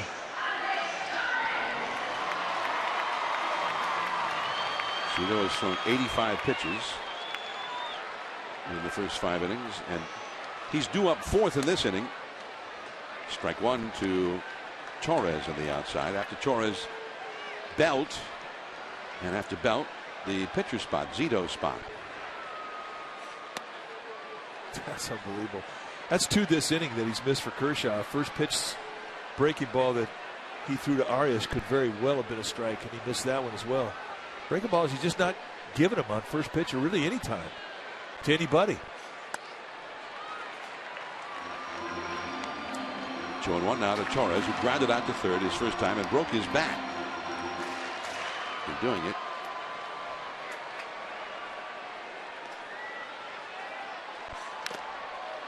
Two and 2.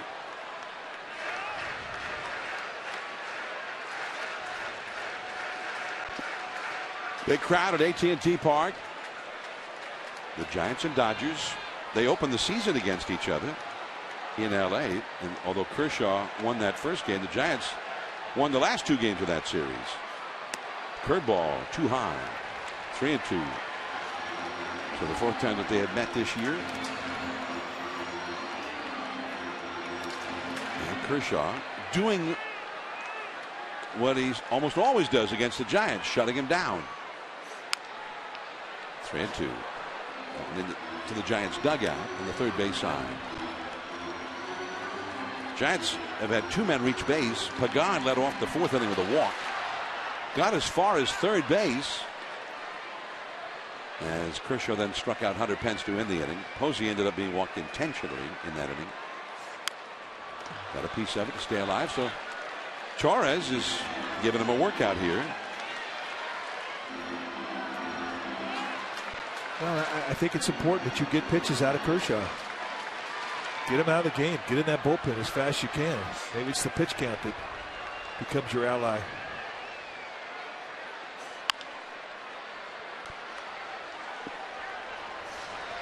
Nice play by our ball babe down there.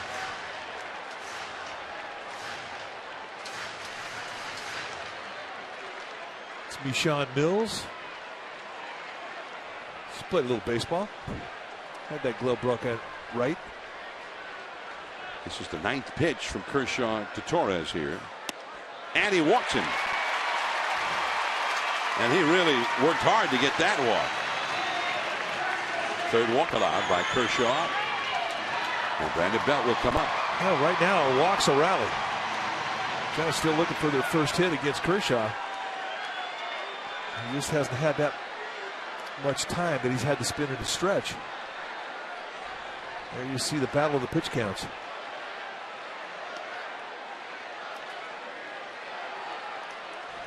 Brandon Belt struck out his first time, although he got to a full count.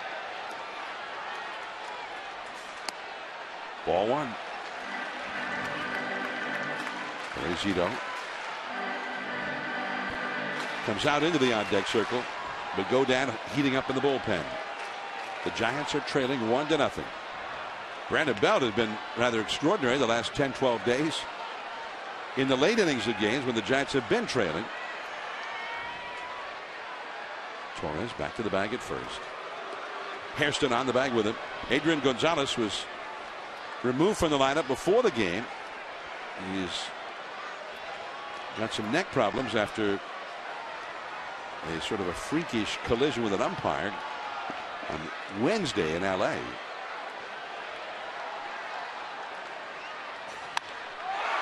Out toward Death Valley, the deep part of the yard. Ethier still going back, and he's got it by the 421 side. A home run anywhere else. Brandon Belt hit that one nearly 420 feet, and it was still caught. This is demoralizing for a hitter when you put this type of a charge into a ball off a pitcher, the quality of Kershaw, and you wind up with a big league hang with him. It is a very painful stroll back to your dugout. Ethier had pinched the gap, had been playing over towards right center, as all right fielders seem to do in this ballpark. And he had to go a long way to run that thing down, just a little too high in the air. That's what beat him. 2 down. And a called strike to Zito on the inside. And you can see on the replay, caught by Ethier just as he got to the warning track. So maybe a little bit of hyperbole that he hit at 420, maybe only 407, 406.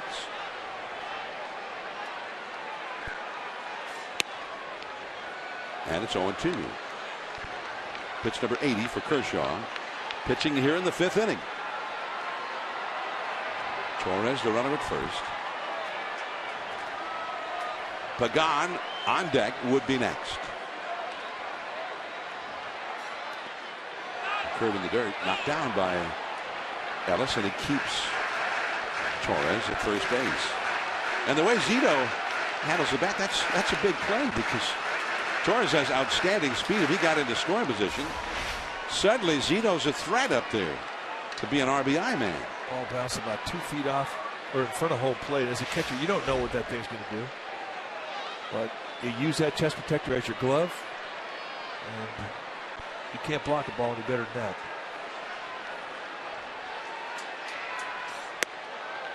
Strike 3 call to the outside corner. 3rd strikeout for Kershaw. On to the 6th inning. Hanley Ramirez coming up.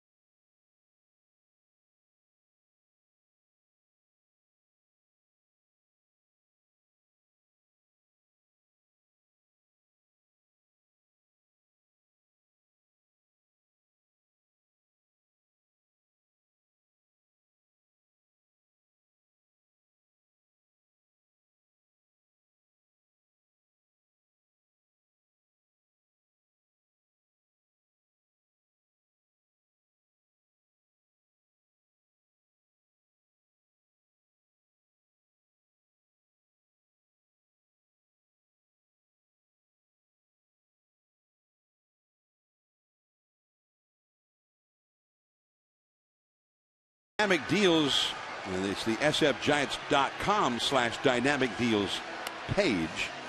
This homestand, there are some dynamic deals for the Tuesday night game, May the 7th versus the Phillies. The Thursday night game with Atlanta, May the 9th. Tickets for those two games start as low as $10. Again, check it out online at sfgiants.com/dynamic deals, and we'll look to see you here at AT&T Park. Barry Zito, there have been a lot of men reach base for the Dodgers in this game, but Zito's had double play ball working behind him. Yeah, again, if you look at the type of pitches he's getting off of, it's that little cutter, and that's a pitch that he's really perfected this year. And it has been money in getting that ball put on the ground. And with the Giants infielders, just get it on the ground and let them do the rest. It's one double play in each of the last 3 innings. Here's Hanley Ramirez, who grounded into that inning-ending double play in the 3rd.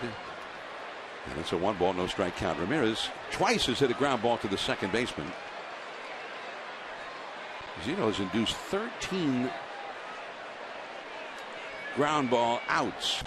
Of course, 3 of those 13 on the second into the double plays. 10 of those ground outs turning into 13 outs. And he's basically reinvented himself, and it happened last year. The cutter has really changed his whole dynamic. When you thought about Zito, if you were going to go into a Zito game, it was always fly balls and strikeouts. Not so anymore. And that's what the cutter has done to him. It's made him more of a ground ball pitcher when he wants to be, when he's pitching for him. And what I think he's become is an outstanding situational pitcher. Pitches for the strikeout when he needs it, pitches for the ground ball when he needs it, and he gets what he's pitching for. Right now, he needs to pitch for a strike. 3-0 the count. Dodgers have gotten a leadoff hitter on base every inning in this game against Zito.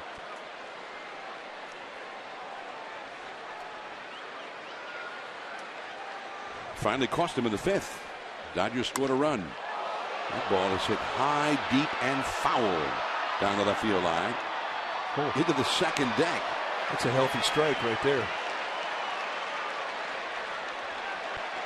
As Vince Scully once said, they show movies on fights like that. Yeah, they do.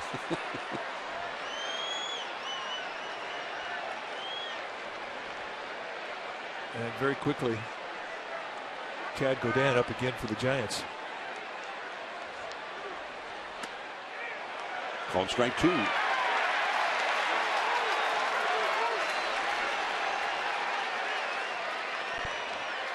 Well, we really haven't seen too many breaking balls called a strike tonight. And this is a 3-1 strike, and I don't know if that one was. Let's put it this way. If you throw it in exactly the same spot, I don't know if you get it again. 3-2. Along the right field line, foul. Back out of play, still 3-2. A.J. Ellis on deck, and then Andre Ethier due up 3rd in the inning. Ramirez, we saw him in that season opening series in LA, and he was early before batting practice. He was out fielding ground balls. He wore his glove, and he still had the big splint and whatnot on his right hand. Back to the screen. Got jammed on that one. 3-2. He's doing a nice job of bunching him up. The last 2 pitches have gotten up the bat nicely. Against the big boys, you got to keep it off the barrelhead if you can. This will be pitch number 8 to Hanley Ramirez, and the 93rd of the game for Zito. 6th inning, 1-0. The Dodgers lead the Giants. And time is taken. Padres lead Arizona 4-3. Top of the 6th inning. Down at Petco Park. Yonder Alonso, a home run in the 5th inning to put the Padres ahead.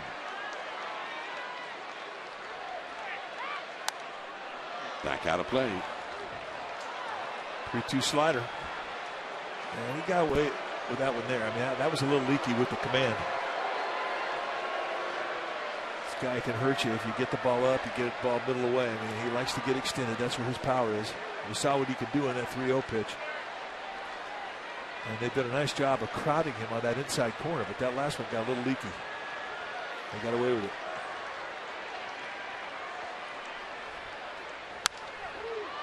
Another foul deep down the right field line. Well fouled. Back near the bricks. Yeah, let's put it this way. I mean, it's 94 pitches into this outing, and a lot of it has been out of the stretch. If he were to lose Hanley Ramirez to a walk or a knock, I would believe it would be his last hitter.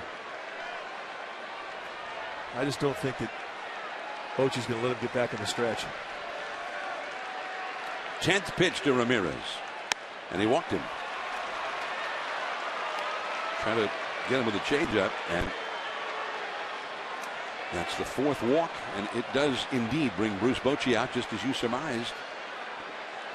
And Godin is coming in. Runner at first in the 6th inning, the 6th straight inning. The Dodgers leadoff man has reached. 1-0 LA, and we'll be right back.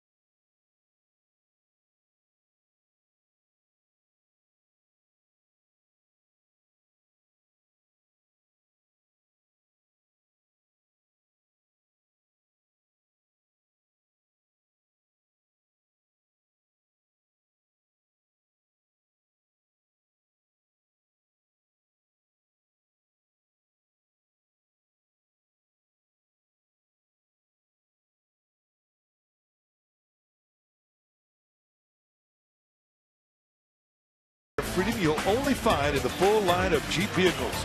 Visit Jeep.com to learn more.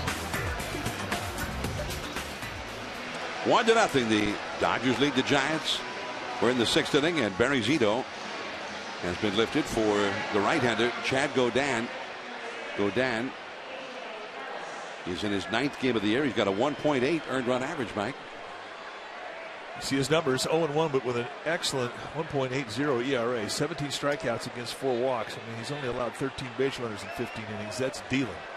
Got a fastball that goes low to mid-90s, slider, changeup. Go get him. What we've been impressed with has been the consistent velocity with the fastball and the movement. It keeps that ball down around the knees, and it's very explosive, very unpredictable with its movement. Fast runner over at first, Hanley Ramirez.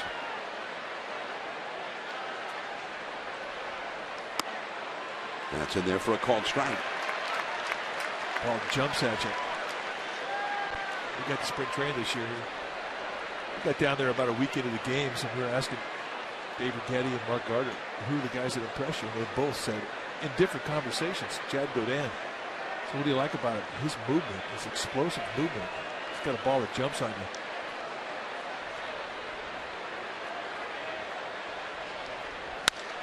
Base hit. Ramirez is going to keep going. Pence, and he's going to be out by plenty.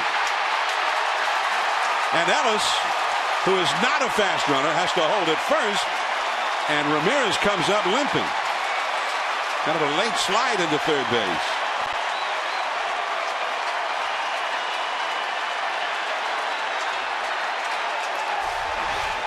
I'll tell you what, he may have an unusual arm stroke, but he's got power and he's got accuracy. And I tell you, you have to be perfect, because Ramirez has good speed.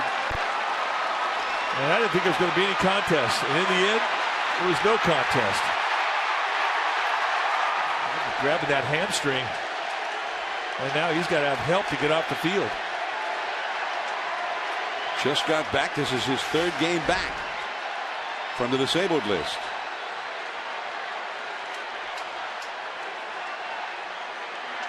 Well, in that spot, if you have a fast runner behind you and you really think you've got a shot to make it to 3rd, then you could end up with runners at 2nd and 3rd. Right? If you make it and the throw comes through as it did. But Ellis is not a fast runner, so he stays at 1st. And Hunter Pence and if you make that throw to 3rd, you got to be sure you can get him, because you might give away the double play opportunity. If you throw through, the guy who hit the ball might end up at 2nd. Well, they got the whole, they got everything. They got the runner at 3rd, and the runner is still at 1st. The double play is still in order. Great throw, as you mentioned, by Hunter Pence. And it was not, the ball was waiting for him in the final analysis. 1 ball, 1 strike. Well, you watch the throw.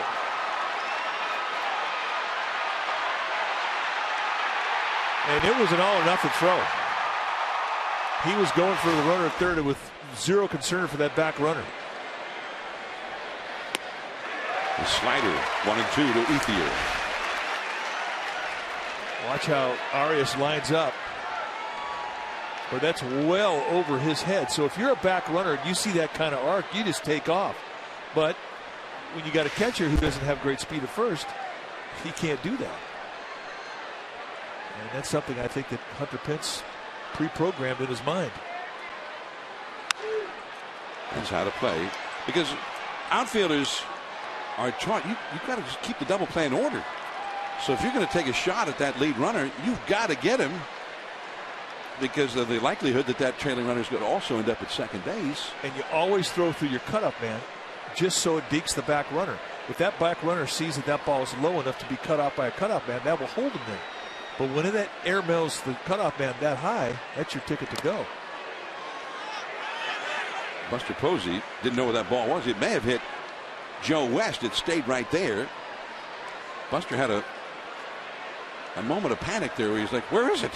What happened to it? That's a bad feeling. But no harm. The ball stayed right there.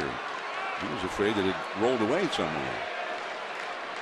2 and 2 the count to Ethier, who has grounded to 2nd and singled. 1 for 2. 1-0. The Dodgers lead. And a quick throw. Ellis back in, standing. Godin is one of those guys that does a lot of things to help himself out. Very quick home out of the stretch. He holds runners on well. You just saw an excellent move. He also fields his position well.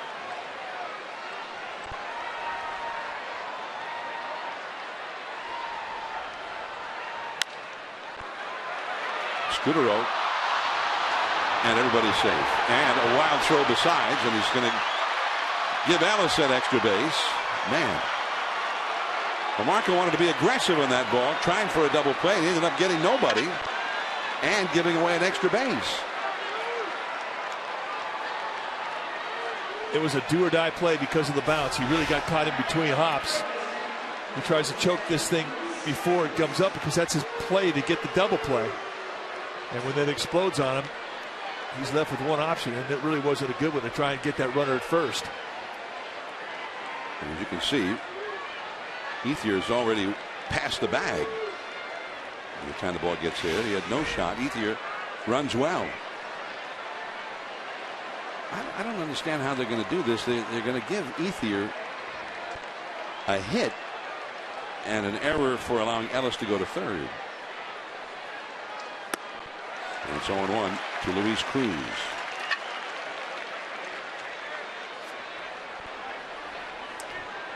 Well, Jim Young is the official scorer who ruled it a base hit and an error. I just think it's a flat-out error is what it is. I don't know how you get a hit out of that.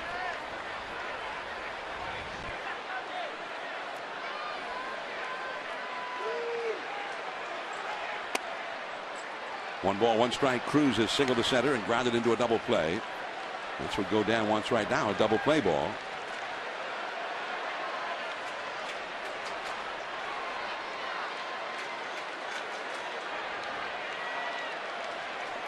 Well, he's more than capable of getting it.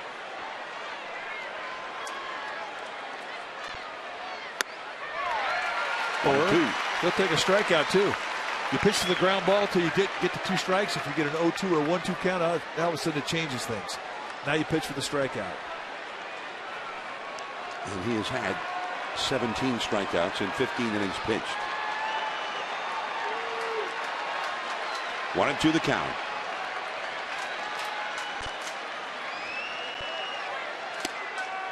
Two at 2. Keeping the ball down. 94 two-seamer. That's a good pitch down there. You want him to protect. You want him to go down there and swing at your pitch, your location. Because if he hits that ball, it's got to go on the ground.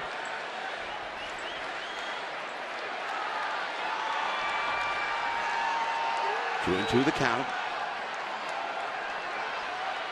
1 out. Runners at first and third. Right side of the infield is pretty wide open with Belt on the bag with the runner. And Scutaro well over toward the middle. And you see how they're playing it with Arias shaded a bit toward the middle himself and pulled in well in, hoping for the double play ball. Struck him out. The low slider. It's a situation there with a runner at first and third that if you're going to miss down below the zone. And the slider right at the base of the strike zone, bottoms out, and he gets cruise to chase. Excellent pitch. It's exactly where he wanted to throw it.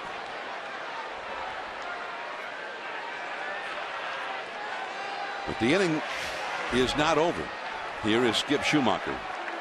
He's hit into a fielder's choice and he has grounded out to second. 0 for 2.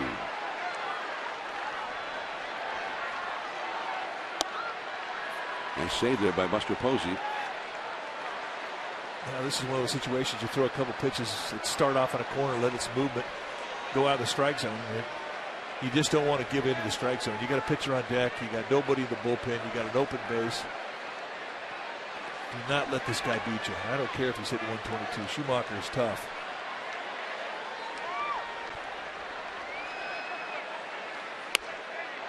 A little bit low. 2-0. Schumacher has been up there in RBI spots. He's had a runner at third in all 3 of his plate appearances now. In the second inning with 1 out, he bounced to Belt, who threw out A.J. Ellis at the plate. And then he grounded out to second in the 4th to end the inning. So he is being ever so careful here with Schumacher, with the pitcher coming up next. Bochy's looking in to see if Bochy's going to put the 4 fingers up. And all Bochy's saying is this guy's going to hit away 3-0, so make a good pitch. So they pitched him to stay away from the strike zone the whole at bat. I would imagine do the same thing here.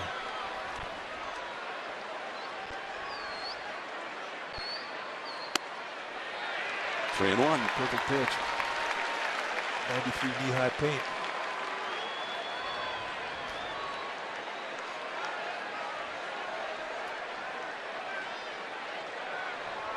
There's Kershaw. Due up next. A.J. Ellis at third. Andre Ethier at first. And the 3-1 pitch to Schumacher from Godin. Here it is. Tries to backdoor him with that slider. Off the corner. Ball 4. I think he pitched it perfectly.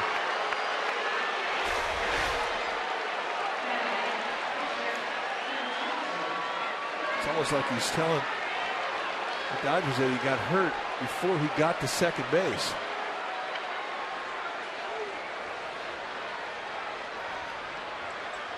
Because he was clearly leaking oil before he got to third.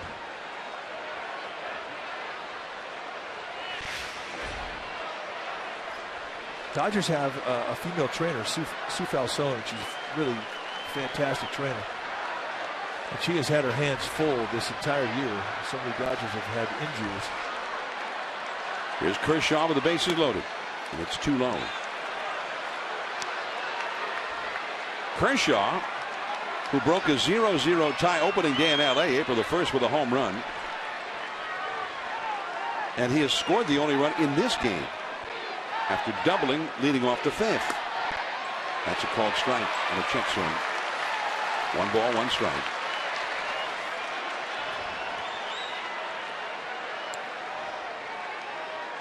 They go down in a tight spot. The bases are loaded. And the pitcher's up, but the Giants have a hard time with this pitcher. Broken back. Scudero over to Belt. And the inning is over. 3 more left on base for the Dodgers, who have put 12, make it 13 men on base tonight. Only 1 home. Top of the order coming up.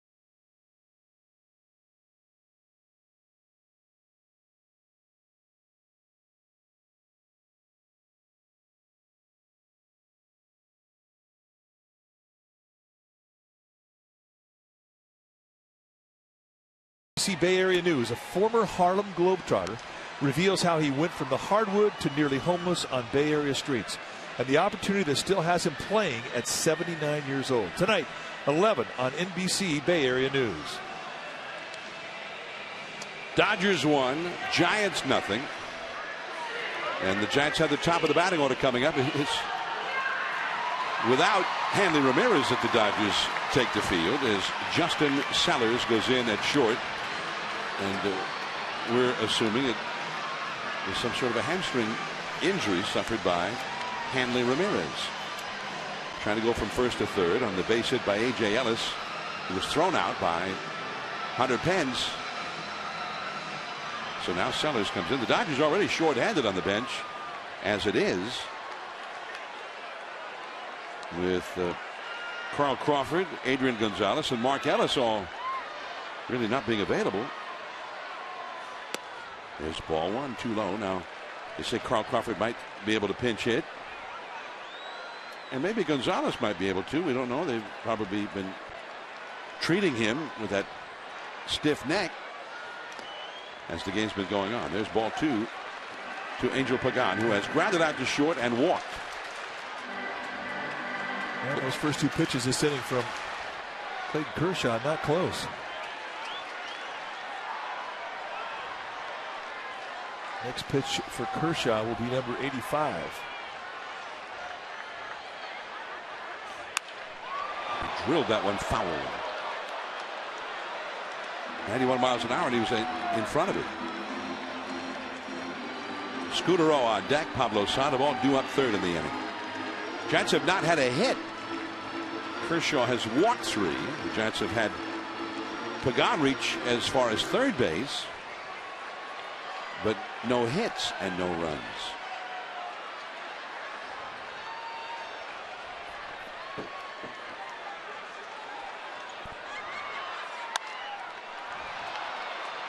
Shallow right, Andre Ethier. And one away. The Dodgers have had 13 men reach base meanwhile, and they've only scored 1 of them. Do you think that's frustrating? Yeah, I do. I think that's very frustrating. Wow. 13 base runners in 6 innings, and 1 has scored, and that was Kershaw. Well, when Zito was in there, we saw some of the best situational pitching that he's had all year long, pitching for ground balls. Well, I've never seen a game like this where an opponent gets the leadoff hitter on every base or every inning. Dodgers have had the leadoff hitter on every inning. 4 by walks, 2 by hits. 1 strike to Scutaro. Right center field. That's into the gap. Kemp has to chase. Out near 421. Scutaro heading for third. A triple. The first hit for the Giants comes in the 6th inning, and it's a triple for Marco Scutaro. We talk about the approach you have to have from Kershaw, and you really have to think the other way. He's just got too many weapons. If you try and get long and pull him, he'll eat you up. Here, you stay inside a breaking ball, you think the opposite gap, and Scutaro with a nice flat swing, backspins it right through. And nobody's going to run this one down.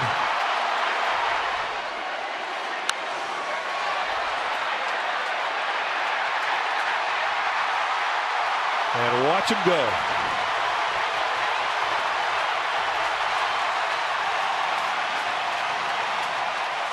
So now, with a runner at third base and 1 out, it becomes a strikeout situation for Kershaw. And Kershaw, ordinarily great at getting a strikeout, but he has only 3 tonight. Way outside and high to Pablo. And that fastball in this inning has not had the same zip to it as in the first 5 innings. And not the same command. He's struggling with that release point. This is where you try and take advantage of it. Be patient. Pablo has grounded to short, grounded to first. Infield is in on the right side, in most of the way on the left to second, holding Scutaro. And Punto had to wait for Hairston to get back. Hairston was playing about 35 feet off the line, but he got there. Pablo, who's been the Giants' best in the clutch, not this time. That's a frustrating at bat. But the play really was made by where the Dodgers pre-positioned Punto prior to the pitch. Say that 3 times fast. Pre-position Punto prior to the pitch. Whew. Pre-position Punto prior to the pitch. He was perfectly placed. Punto. Posey. To get Pablo. Posey at the plate, Pence on deck. We'll see if Punto is again perfectly positioned for Posey, as he was for Pablo. Runner at third, 2 down. Scutaro comes rushing down the line from third, and there's a high drive deep into right center field in no man's land, up against the wall. Scutaro has tied the game as Posey is into second with a double.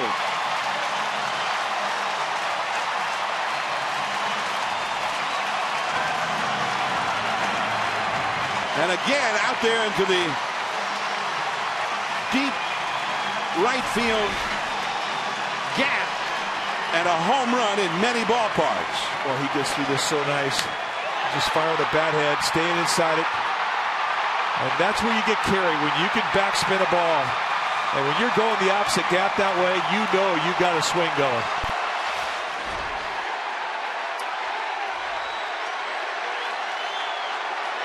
Now Pence to try and put the Giants ahead. 7th double of the year for Posey. Up the middle, falling, base hit. Here comes Posey, the strong arm of Kemp. The throw, there, the tag, and he is out. What a throw by Matt Kemp. And Posey walks rather gingerly as he heads back to the Giants dugout. Well, Matt Kemp is not hitting right now, but still one of the best center fielders around, and A.J. Ellis was able to knock him or block him off the plate.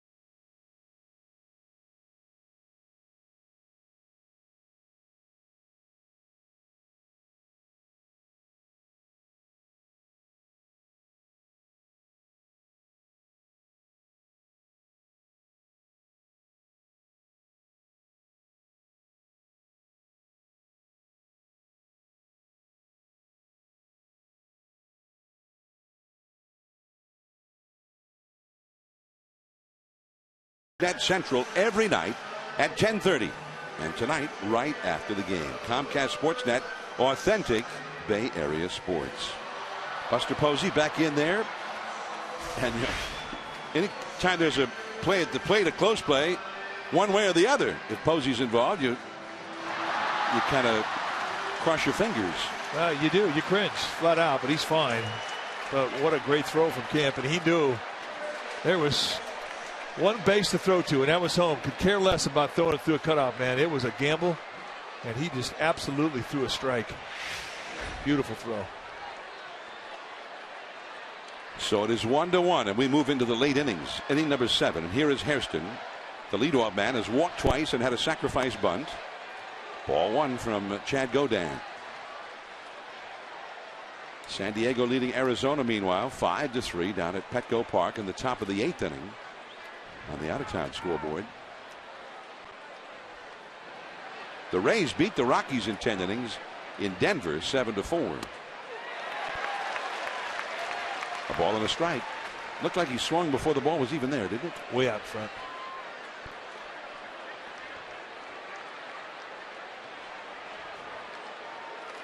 Nick Punto on deck, and then Matt Kemp due up third in the inning. The Dodgers have out-hit the Giants 8-3.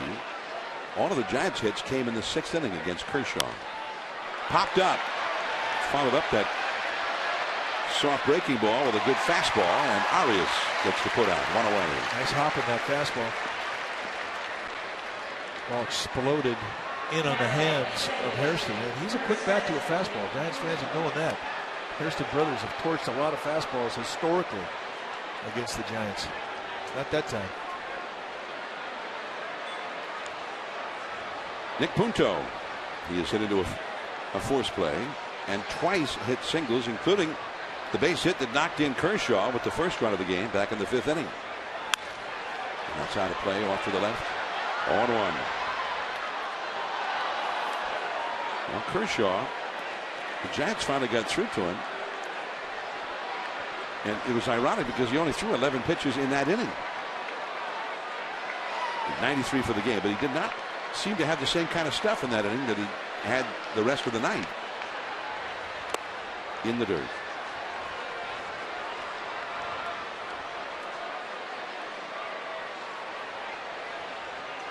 Scudero hit a 1-out triple. And with 2 down, Posey hit the long double deep in the right center. Then Pence singled to center.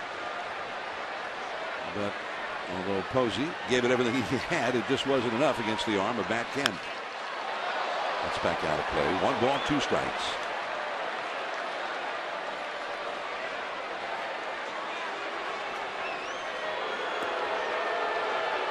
Tomorrow's game is a 6:05 first pitch.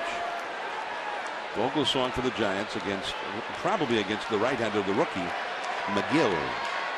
Ted Lilly placed on the disabled list today. He was scheduled to go tomorrow for LA. Godin to Punto in the dirt. And then the Sunday game, remember, a special start on the Sunday at 5:05. It'll be the nationally televised Sunday night game. Matt Cain for the Giants against Hyun-Jin Ryu. And the word is, by the way, from the LA clubhouse, left hamstring injury is the reason that Hanley Ramirez was taken out of tonight's game. Just as you surmised, Mike. Look at him. That one might have hit Joe West on the foot. I think it did. 3-2. Our thanks to Matt Chisholm of the Giants press relations department for relaying that info. There's the ouch.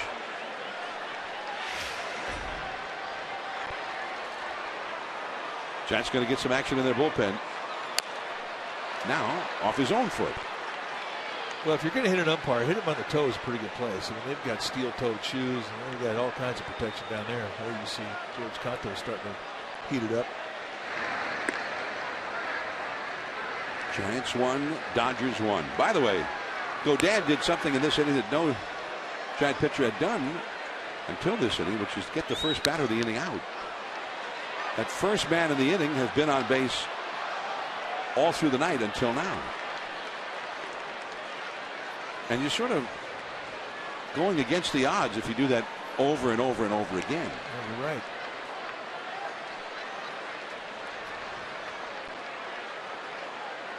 You don't make it easy on yourself. Let's put it that way.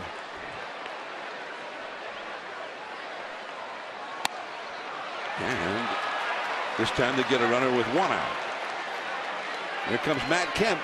1 out, 1 on. This is Kemp's throw that kept this game tied in the last of the 6th inning. And he had to stop too. He had his momentum altered in the middle of the charge. And even then, it didn't make a difference because of the strength of his arm. He's got an absolute cannon. It's one of the best in the game. And once again, he shows it off.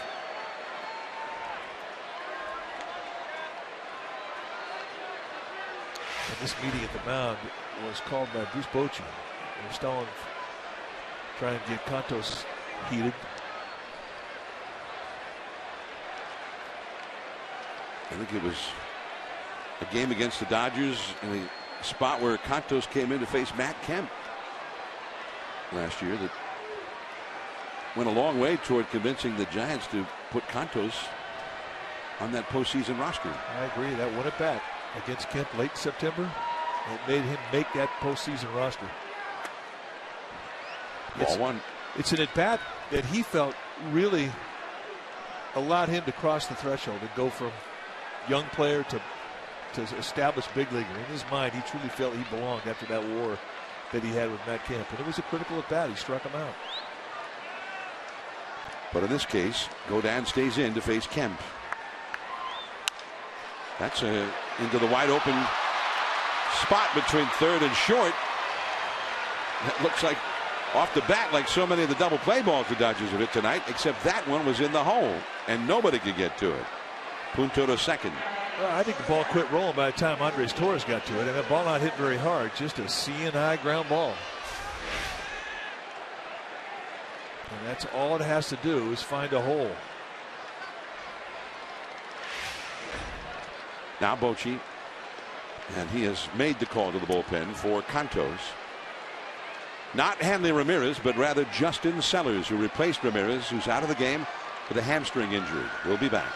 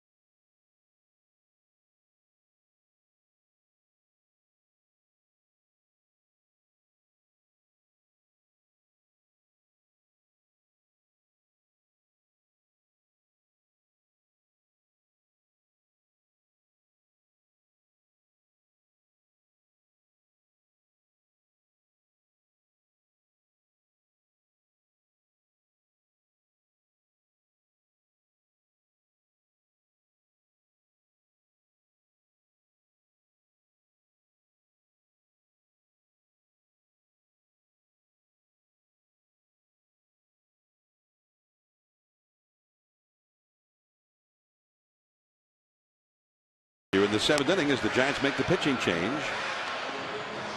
And it is George Cantos, number 70, chatting with Brandon Bell, who comes on to face Justin Sellers with 2 men on and 1 man out. And I think one of the decisions for Bochy to bring Cantos in is he's a strikeout guy. 14 strikeouts and 15 2/3. He is a 4-pitch pitcher, but for the most part, you're going to see the fastball slider. 14 base runners have but he's allowed in 15 2/3. That's outstanding.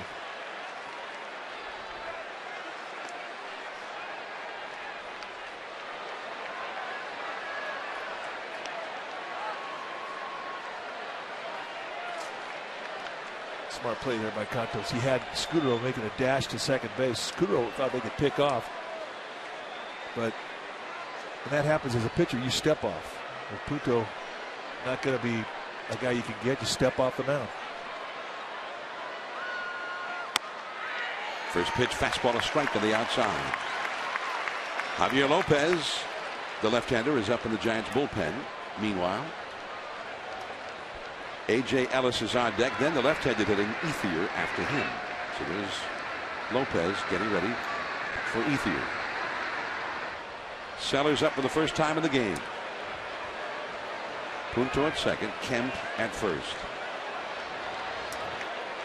And you got a second baseman on second base. You got a shortstop in the batter's box. So the biggest sign thieves in the game are middle infielders. They'll give location if they're a base runner at second to the hitter all the time. You really have to show your target late. Watch Posey. He's sitting right behind the middle of the plate, and he won't show that target until Cantos starts his movement.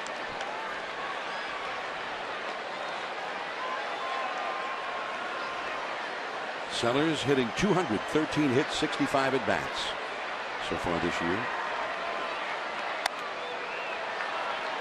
A ball and a strike.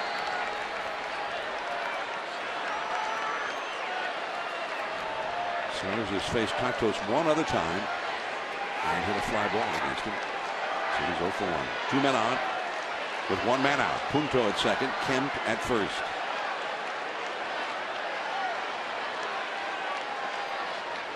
The slider, 1 and 2. That's his bread and butter. And he feels if he throws a good slider, nobody could hit it. That's how much confidence he's got in that slider. The location is everything, especially when you're ahead of the count like he is now, 1-2. Sellers hitting .182 against right-handed pitching so far this year. Slider, and that goes down a little bit. Strike 3. So Bruce Bochy getting exactly what he wanted. And for Sellers, no chance. Bread and butter slider, straight down bite, perfect location, 1-2 count. That's how you take advantage of a 1-2 count. You throw it out of the zone, let him chase. Grab some time. A.J. Ellis, always a tough out. In fact, the Giants have not retired him tonight. He's had 2 singles and a walk.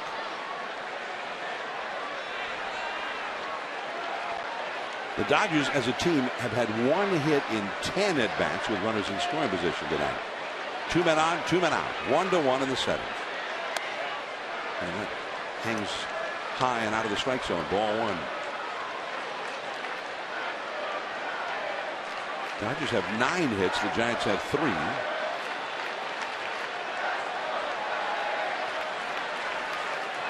The outfield is straight away for A.J. Ellis.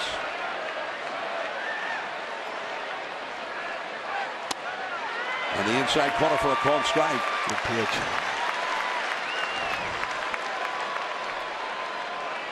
Anyway, anytime you could take away count leverage in a 1-0 count or 2-0 count for a hitter with a fastball, you've got to put good location on it. That was perfect. We'll go right back in there again.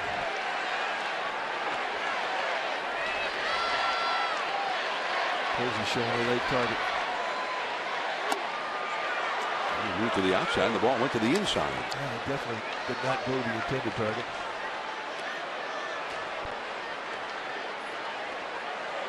Two and 1. I like that shot behind home plate every once in a while. I mean, that's the look we had as kids. You didn't have the shot from out in center field camera. That's what you had. 2 on, 2 out. Runners ready to run the crack of the bat. That's fouled off to the right, back into the second deck. 2 and 2. I remember when I was a kid, the only games the Giants would televise would be the games in L.A. And the Dodgers the same way. Only the games from San Francisco would be televised down there. But when the Giants would go to L.A., they'd have 3 cameras and no low camera behind home plate or anywhere else. You only saw the pictures from the high home camera. Just like we see it from up here. 2 and 2 the count. Slider in the dirt, smothered by Posey. but taken by Ellis, and Ellis is a very disciplined hitter up there. Yeah, he's got a good eye. He makes you work.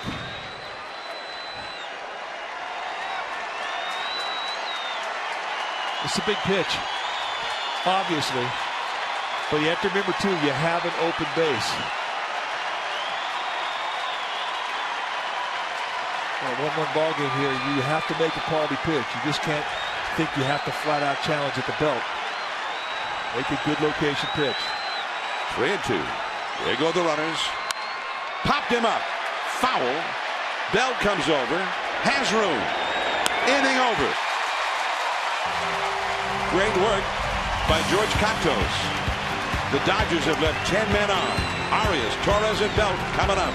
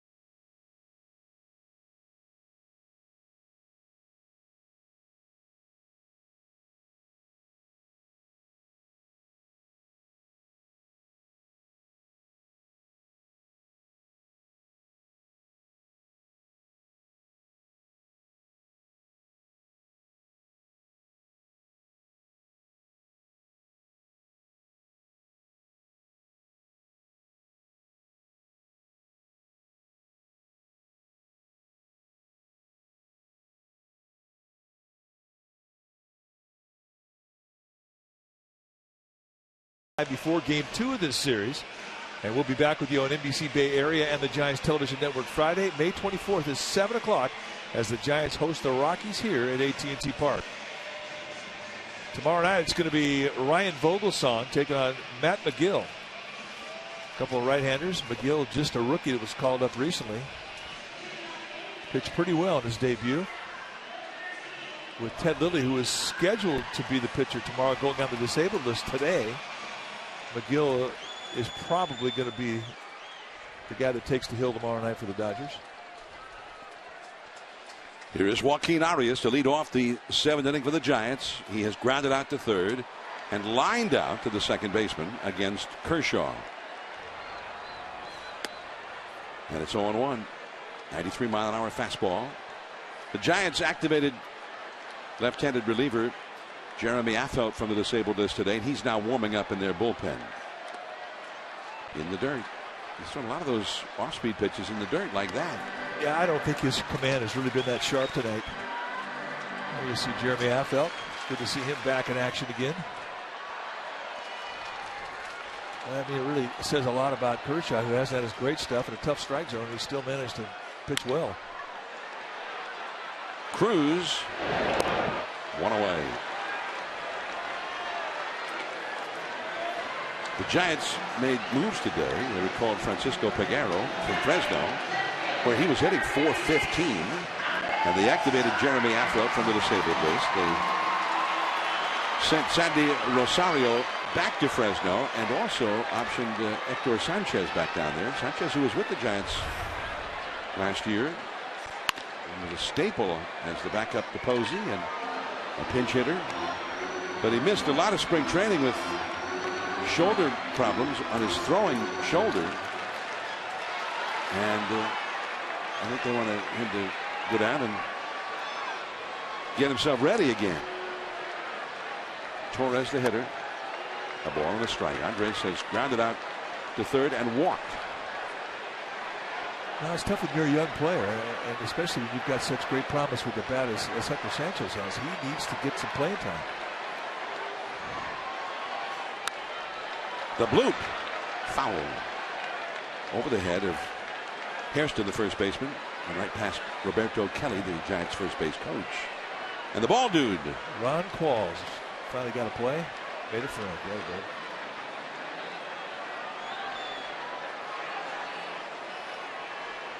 One and two the count to Torres. 1-1 the score. Last of the 7th. The foul tip. And he just literally just hoped that maybe the ball would hit the bat and just bounce foul somewhere. Well, he got caught in between thoughts. I mean, you're in a 2-strike count. You should be in a protect mode, but you take a fastball like that, you're in the back of your mind, you're thinking breaking ball. He's not going to be happy with that at bat or that swing. Only the 4th strikeout for Kershaw. Brandon Belt. Wow. Breaking ball just has not been there. Now Kershaw's going to take a walk to suppress the anger. I would say that both Barry Zito and Clayton Kershaw tonight had at least a half a dozen pitches called balls that should have been strikes.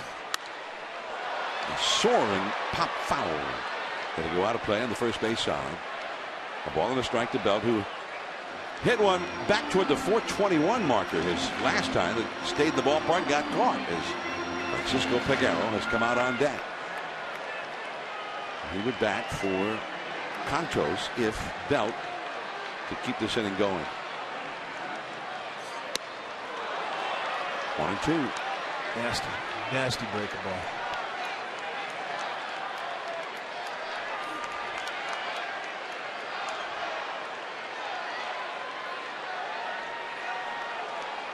That's a breaking ball. You step out of the batter's box and say, I hope I don't see that again. Ooh, and the curveball puts him away.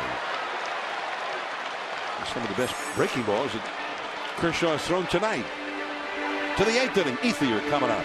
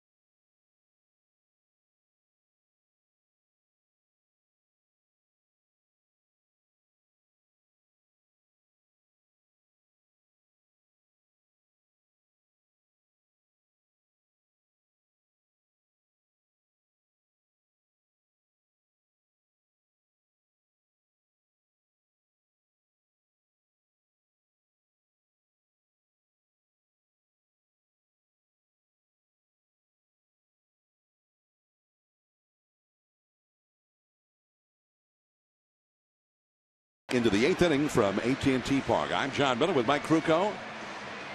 First of a 3-game series here between the Giants and the Dodgers. And Jeremy Affeldt, just back from the disabled list, comes in to pitch.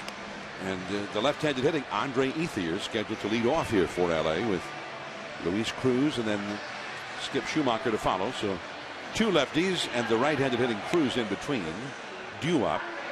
The Dodgers don't figure to use too many pinch hitters. They only have a couple of other guys who could play the field. One of those is the other catcher, Ramon Hernandez, and the former Giant Juan Uribe.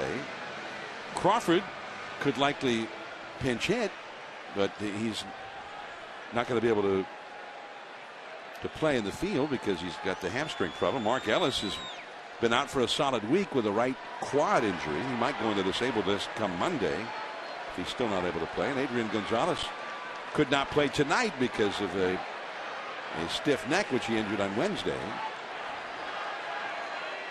1-1 the score. A little bit low. Yeah, it's got to feel good for Jeremy Affeldt to get out that disabled list, get back in a game. You know, the DL, boy, you're in limbo land. I mean, you just, it's awful being on that thing. Low fastball, swinging strike, 1-1. You become a cheerleader. I mean, that's all you can do to help your club. Kenley Jansen starting to get heated up for the Dodgers. Ethier has had 2 singles tonight. Just missing. A little bit low, I guess. 2-1. There is Santiago Casilla getting ready in the Giants bullpen meanwhile. First half of the 8th inning. The Dodgers 1 run, 9 hits, and 10 left on base. 4 others wiped out on the base paths. And now it's 3-1. Dodgers have hit into 3 double plays. And also Hanley Ramirez was thrown out trying to go from first to third on a base hit. So 4 runners, once they reach the bases, were cut down. They've put 15 men on, and they've been able to score 1. Man, that's a walk. A leadoff walk, and it's the 7th time in the 8 innings of this game that the leadoff man has reached base for the Dodgers. Well, the only one that has scored has been Kershaw, that had a leadoff double in the 5th. I mean, baseball can be a strange game, and tonight, in that regard, it has been strange. We see something different every day we've never seen before, and I've never seen anything like this. It is odd. And with all of that, it's the pitcher is the guy who got the only extra base hit for the Dodgers and has scored the only run. Doesn't figure. Cruz 1 for 3. Once it foul. Nothing has gone right for Cruz offensively this year. He's still excellent over at third base. But he's had 5 hits in, and now 6 hits in 60 at bats. Finally got his average up to 100. I mean, his batting average looks like the batting average of a poor hitting pitcher. And here he was trying to bunt Ethier over and fouled that off. Sandoval shallow at third. He's not bunting now. Foul tips that one, and that one got a piece of Buster Posey, and he jumps up trying to shake it off. 2 strikes to count.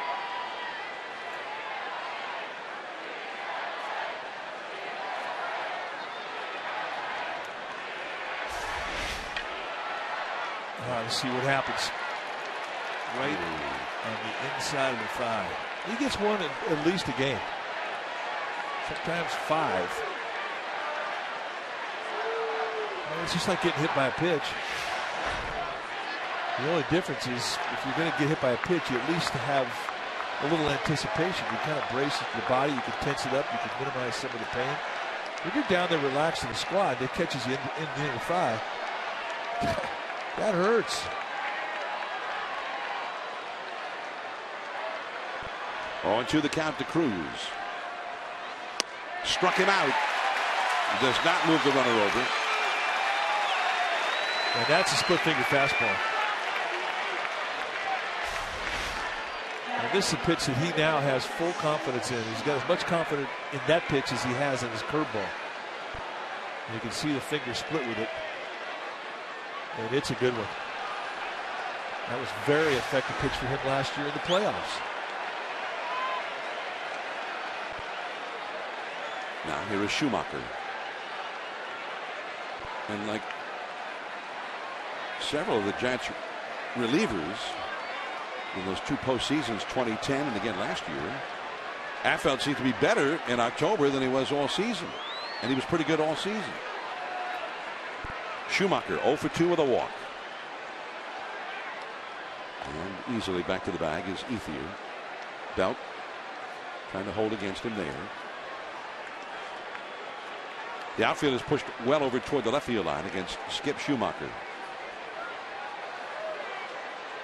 Schumacher, there was a time when he was a Cardinal. The Giants hated to see him. He just gave them all kinds of trouble. Along the left field line, foul, back out of play. Schumacher 0 for 9 in his career against Affeldt with 3 strikeouts. 0 for 1, 0 for 1, 0 for 3.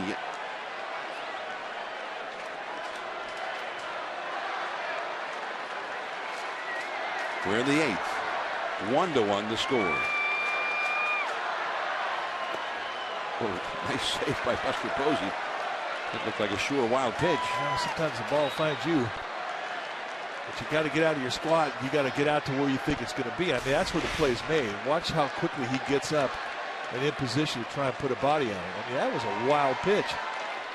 That was way, way away from the plate. It looked like the old days when he was a third baseman in college. 1-1. And dug out of the dirt. 2-1. 1 out. Ethier, the leadoff man, walked. Right now, it's the left-handed hitters that Affeldt is struggling against. And with Kershaw due up next, the Dodgers have Carl Crawford on deck. He's on the verge of walking another lefty here. Well, he aimed that one.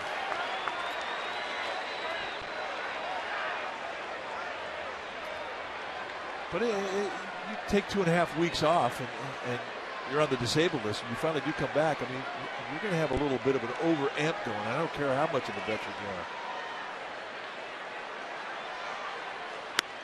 That's right in there, 3-2. Schumacher taking all the way. He pitched in Tempe at the Angels extended spring training camp against the minor leaguers. Threw 25 pitches on Wednesday. So those are the hitters he's faced. He had a bullpen session this past Monday. Now right into the middle of the Giants and the Dodgers. There goes Ethier. The pitch bounced to Belt. No play at second. It's almost like Belt was stunned to find out that Ethier had been running. But Ethier's into second. I mean, he's stubborn to second base. I mean, he really thinks lead bag. He's got a great arm and he knows it.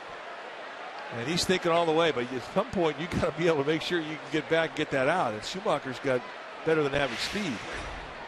So they do indeed get the out, but the Dodgers get a runner in score position. And Carl Crawford, who has, along with Adrian Gonzalez, been one of the Dodgers' best hitters so far this year, will come up as a pinch hitter for Clayton Kershaw. Crawford hitting .308. 4 homers, 5 doubles, a triple. .388 on base percentage. And Crawford has seen Affeldt. Affeldt, of course, has had American League experience in his career. One time with the Kansas City Royals. And Carl Crawford, 2 for 6 lifetime against him. Giants had a real hard time getting Crawford out in that season opening series in LA.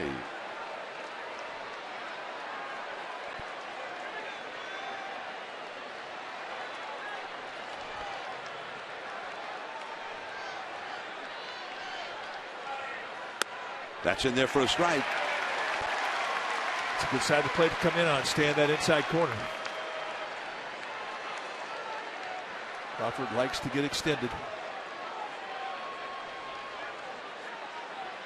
Crawford's hit a little bit better against lefties this year than against righties. .333 against left-handed pitching. Just off the inside, down around the knees for a 1-ball, 1-strike count. There's a reason he hits lefties well. I mean, he likes that ball away. And most of the lefties you face at the big leagues, you're going to see breaking balls that go middle away.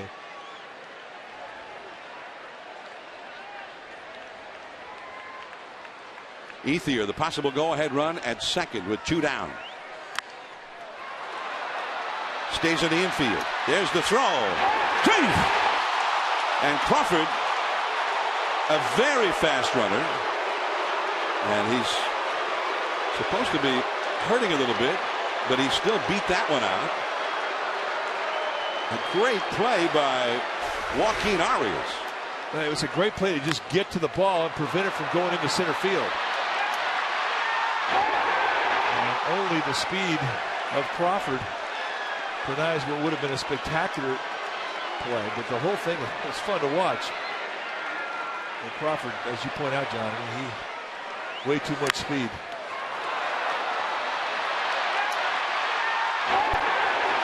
He's got a sore hamstring. He's running pretty good with it. It did not show that.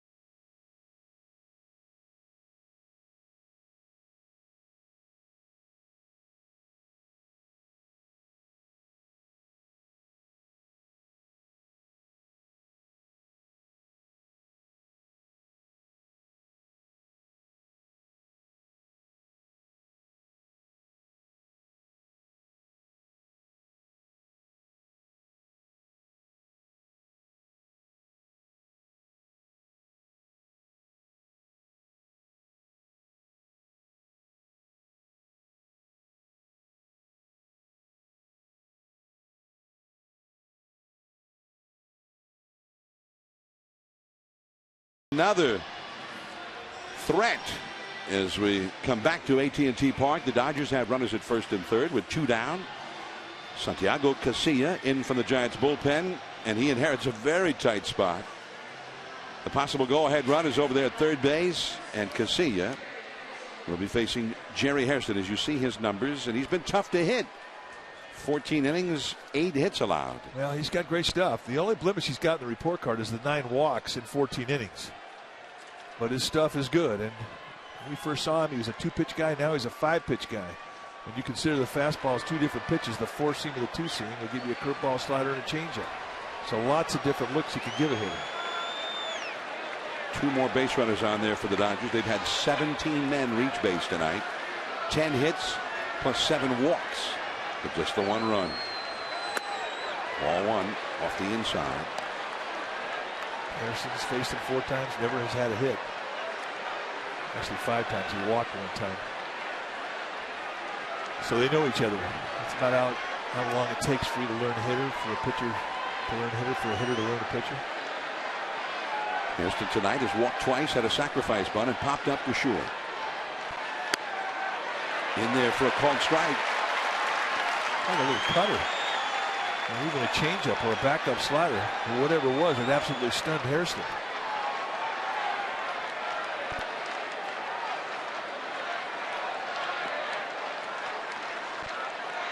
The ball on a strike to him.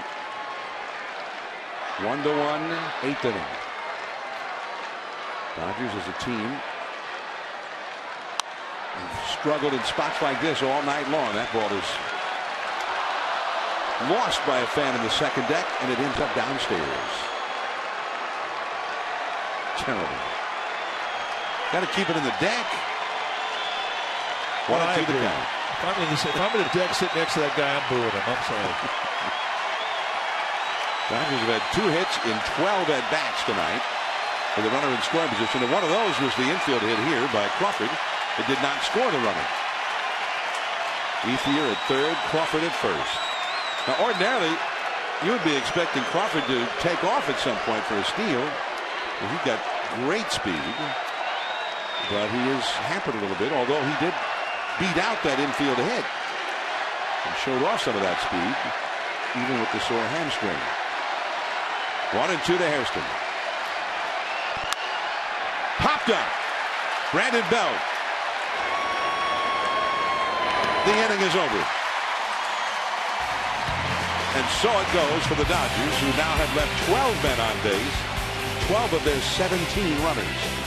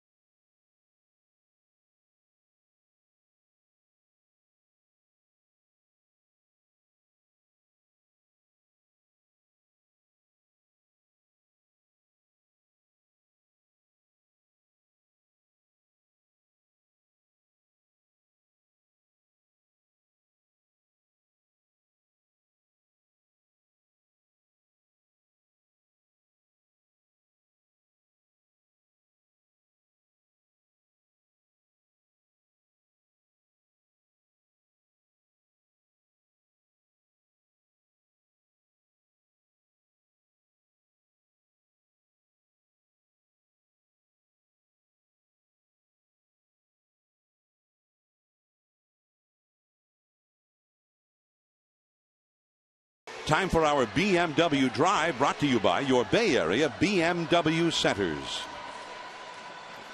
Came in the 6th inning. Scudero at third, 2 down. The Giants down by a run. Posey batting.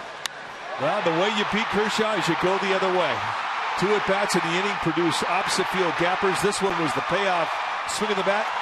And Buster Posey ties it up. And that was the only run they got off of Kershaw. It was enough to keep this game tied, and Kershaw and Barry Zito both now out of the game, but not pitchers of record. So it's a bullpen game for both teams. Nick Noonan is going to lead off against the new Dodger pitcher, Kenley Jansen. You see his numbers, and as usual, more than a strikeout per inning. What's not as usual is usually he's way more than a strikeout per inning. Well, he's not throwing as hard as he was. I mean, when we first saw him, he was 95, 98. Just incredible stuff. And then he came up with a cutter, and he kind of fell in love with it. And it's a good cutter. Don't get me wrong. He'll still throw 90s, low 90s with the cut. He's got 4 different pitches, but for the most part, you're going to see cutters. Last year, in 65 innings, he had 99 strikeouts. And he also, in 65 innings, allowed 33 hits. The rookie, Nick Noonan, leads off. There's that cutter that comes back over the outside. Strike 1.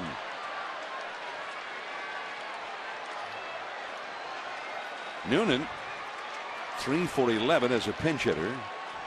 Overall hitting .310 as a rookie. 10 hits for 29 at bats. Sounded like he broke his bat on that one. And is thrown out by Punto. Well, that's one thing that Kenley Jansen can do, left-handed hitters. He can break some bats. The cutter is such a high velocity pitch, and the movement is subtle. If you're a left-handed hitter facing a right-handed pitcher like Jansen, that ball is going to come at you, and the movement on it's going to be about 4 to 5 inches max, but it's going to be flat and it's going to wear in. You're going to get out there thinking you're going to hit it on the sweet spot of the bat. It goes right up the bat towards the label, and there goes your bat. Most guys throw their cutters mid to 80s. This guy's throwing at low 90s. That's how special he is. Angel Pagan comes up now. 0 for 2 with a walk. The Giants have Sergio Romo getting ready in the bullpen for the 9th. There's a bunt. Cruz. Nice play. Very smooth.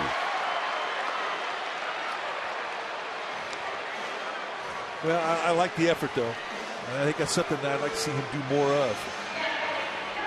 Luis Cruz is one of the better guys in the division at fielding the play. But look at, he's playing behind the bag. So Pagan sees it. The bunt just a bit too hard. That's the only thing that did him in.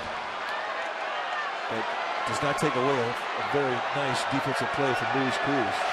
That's how you do it. Marco Scudero, who hit a triple into the big gap in right center back in the 6th inning, and then scored the Giants' run on Posey's double. 1-1. The Giants only had 3 hits. They got all 3 of them in that 6th inning within a span of 4 hitters.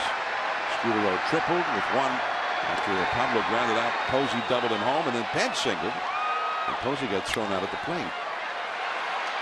Juggled and lost by Cruz, and Scudero rounded the bag at first because nobody was at second. And Hairston, who had gone over to back up the throw to first, turned around and came back toward second, and Scudero held on. Tried to choke that short hop up, and it comes up on him. And even a good pair of hands like Cruz can get handcuffed. So the Giants get a 2-out base runner, and here come the big fellas. They're going to score that an error. And I really don't understand why that's an error, and the one earlier when A.J. Ellis hit the ball to Scudero and it took an in-between hop, that was scored as a hit. I don't get it. It's a base runner one way or the other.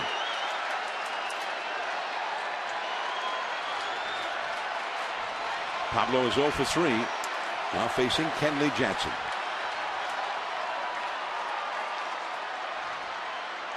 And Scudero back to the bag.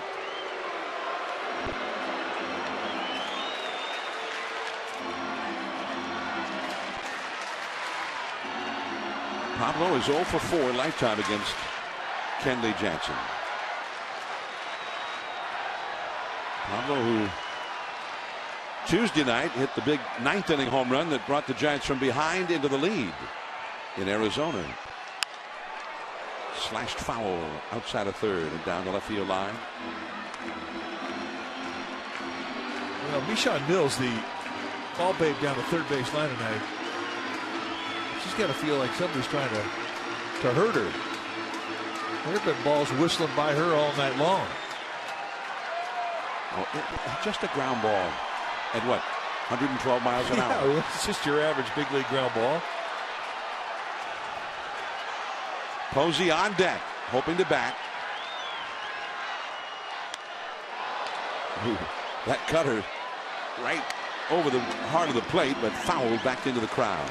Well, there's one thing that's nice about being a strong hitter is that you can get a cutter, go up your bat, break your bat, and still be strong enough to get it over the heads of the infielders. And he's got that kind of strength. Dodger outfield with Ethier out in right field trying to block that big gap in right center. Everybody backed up. And the left fielder too, Schumacher, playing way off the left field line. Hairston at first base with Adrian Gonzalez not able to play tonight. Scudero, the runner at first. The Giants and Dodgers in a 1-1 tie. And that got into the second deck in a hurry. A.J. Ellis might not catch the ball. Let's hold it back. That ball looked like Pablo almost hit it right out of his glove. They could take A.J. Ellis and put him out in center field someplace, be a rover in the outfield. He do not need a catcher. The Panda is going to be hacking no matter what. And that might be the message that A.J. Ellis is going to come out here and tell Kenley Jansen, don't throw it close.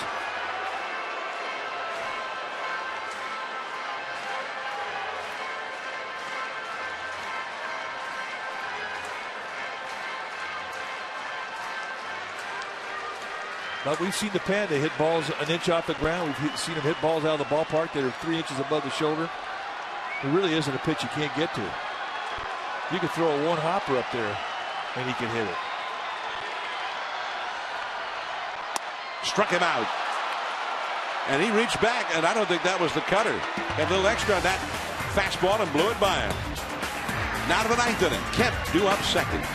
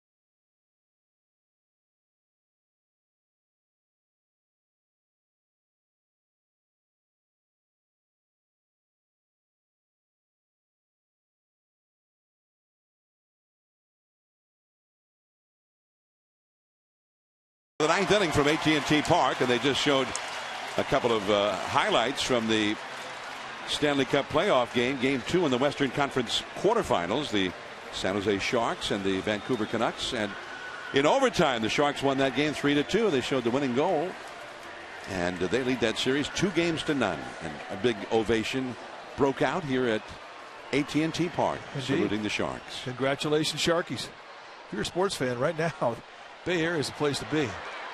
This week has not been a bad week if you're a Bay Area sports fan. Very good one. Right now it's up to Sergio Romo. There could be no save for a home reliever now that the game is tied after 8.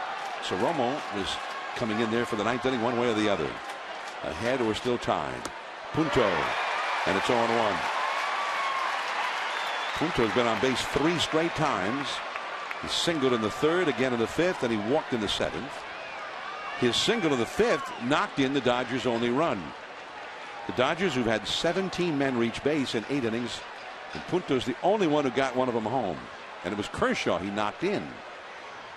The backdoor slider off the outside. Tried to wrap that outside corner. It's as good as anybody in the game today with the command of a slider.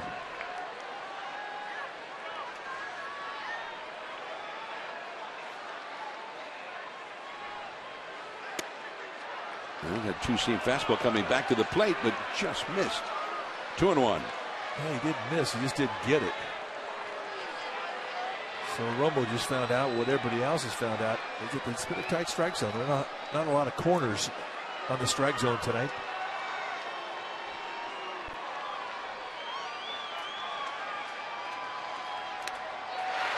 Two and two. And in doubt, go to the slider.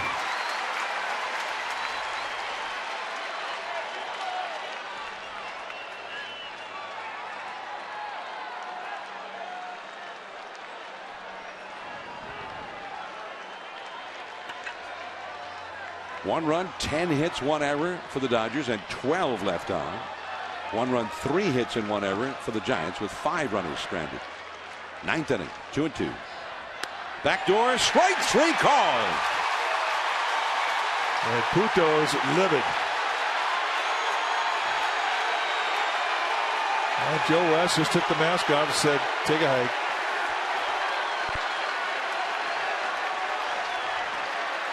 And one of the rare corner calls we've seen all night. Just haven't seen many breaking balls that have been called a strike. And here, one of the few times a breaking ball has been called in the favor of a pitcher. And Punto is livid. And I don't blame him. Now, the Dodgers cannot afford to get any of these position players kicked out of this game. They cannot. Here's Matt Kemp. 1 out, nobody on. That's a strike. Kemp, 4 hits and 18 career at-bats against Sergio Romo. The Giants trying to protect against any possible double, and Pablo Sandoval, the third baseman, is deep and right on the foul line. The right side of the infield swung way off the line toward the middle, playing Kemp to pull the ball. There you see how they're lined up. Pence and right way off the line. Kemp tonight is flied out, struck out, grounded into a double play, and singled.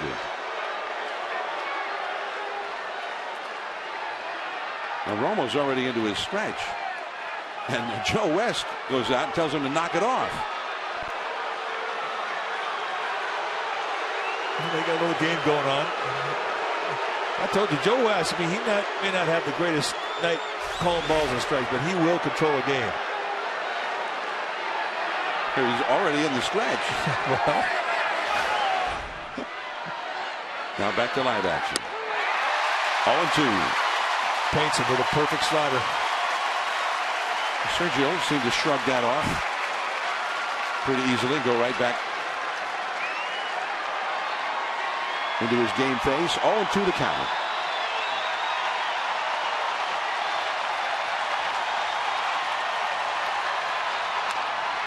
Got a piece of it. Stays alive. Foul ball. 0-2. Dodgers have 2 right-handers up in their bullpen, Belisario and the closer, Brandon League. So we would assume that League is getting ready just in case they go ahead. 9th inning, 1-1. Dodger slugger Matt Kemp at the plate. 0-2 the count. And with a cutter off the outside. 1-2 the count. Now, one thing Matt Kemp will do, if he thinks you're going to pound him to one side of the plate, he will lean. And when a guy leans, it exposes that inside corner.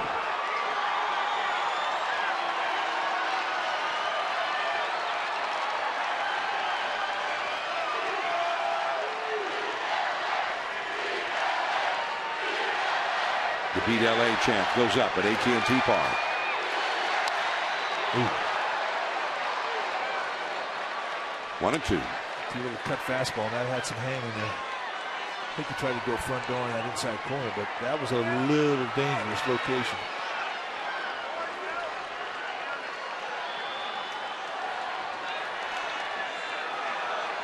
Kemp has hit only 1 home run so far this year. Still very dangerous. And that over but low with the slider. 2-2.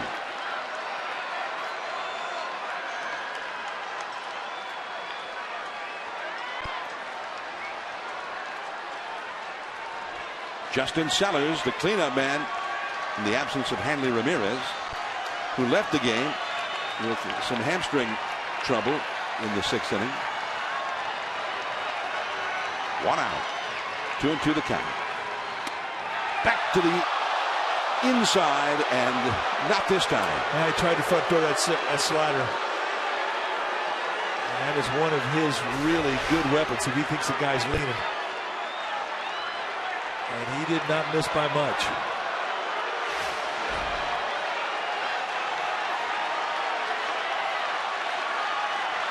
Now it's a full count. Fastball popped him up and out of play off the first base side. Nice 2-seam movement. Just came right up into the hands. Got up the bat. And I think that movement surprised Kemp.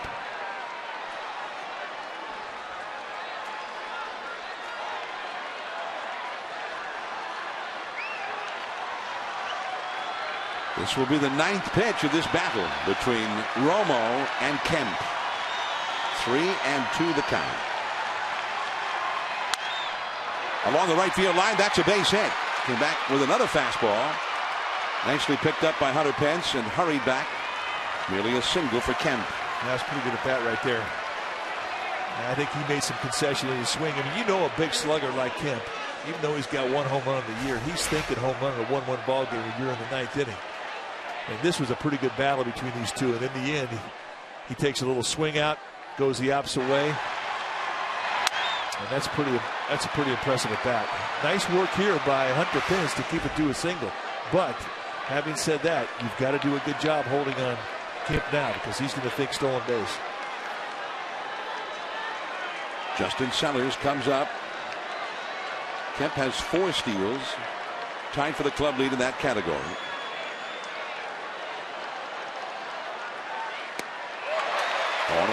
This is the first time Sellers has ever faced Romo in a big league game.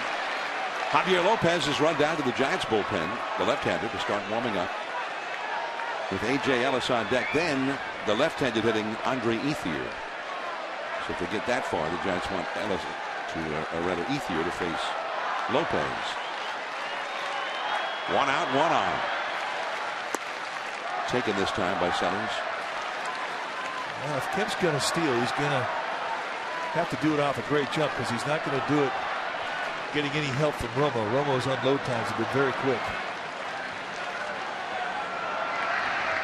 And you see Lopez. It shouldn't take him too long. He's already been up once.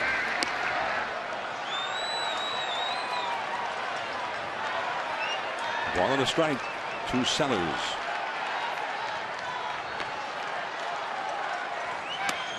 And the fastball, and pulled it off the corner. 2-1. Romo starts bobbing the head a little bit sometimes when he's in the stretch with a base stealer on board. A la The old days with the Lakers, Elgin Baylor, back in the 60s. There's a wealth of knowledge between those ears. 2-1 the count. Well, you actually could tip your hand if you're a pitcher. A lot of guys come to that set position and they'll drop their chin when they're going home. And that's sort of a tell, which allows a base runner, if he knows, if he sees that, then he can get a pretty good jump. So you have to be careful about not doing that.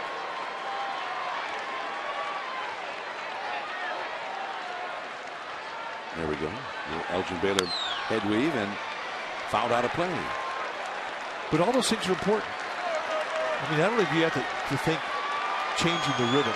Come set, hold for a second. Come set, hold for 3 seconds. Come set, hold for 4 or 5. I mean, you just have to mix it up. You cannot let a good base stealer get rhythm and get you timed.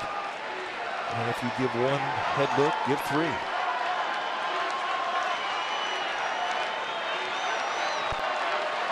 Vary it every time. All those things. Vary your head movement. Vary your timing to the plate. 2-2 the count to Sellers. Struck him out.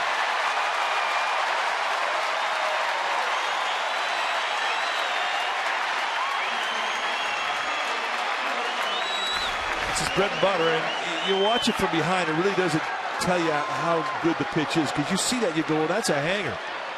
But when you're in that batter's box, you do not see the normal eye of the slider. And a no-dot slider that has break that is quick is a very difficult pitch to hit, only because of its deception. You don't see it early. A.J. Ellis now. After that strikeout, Matt Kemp started talking to first base coach Davey Lopes. And there's ball 1.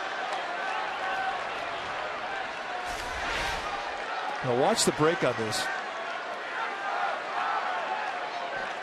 And he always seems to miss with it as it falls out of the strike zone away.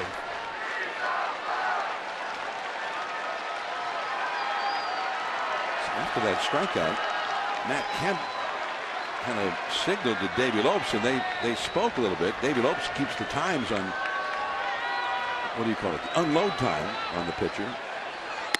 That slider in there for a strike, and it's 1-1. Well, the average unload time is 1.25 seconds. That's when a pitcher comes set.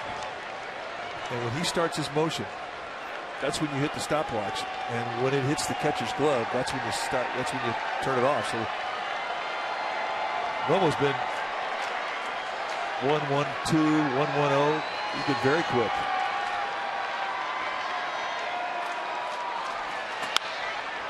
Popped up. Arias. The side is retired. Posey. Pence. Arias. The Giants do-ups. Last of the night. It's 1-1.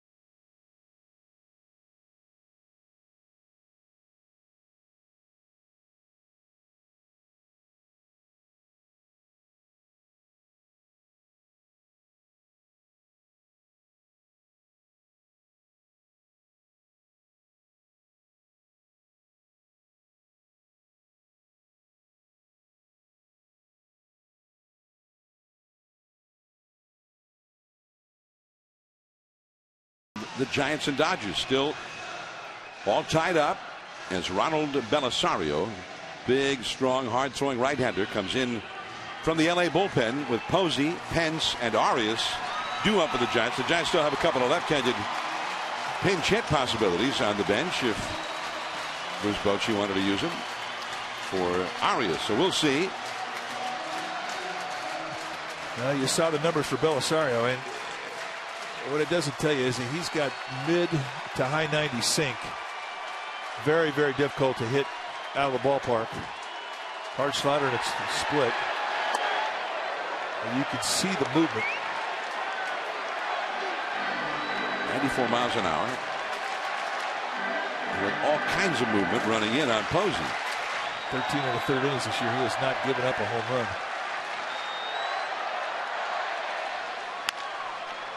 Pulled foul right past Tim Flannery, third base coach. 1 ball, 1 strike. Posey has lined out to center, been walked intentionally, and then hit a long double to right center that knocked in the Giants' run back in the 6th inning.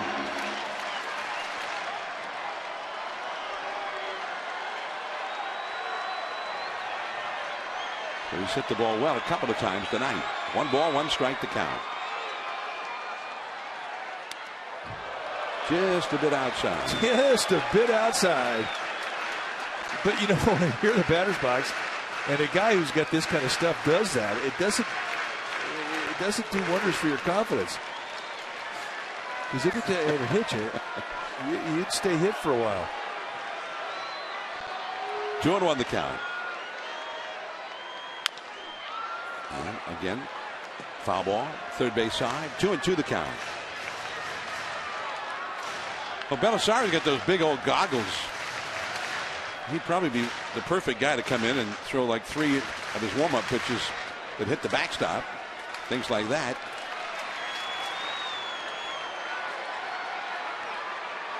Two and two.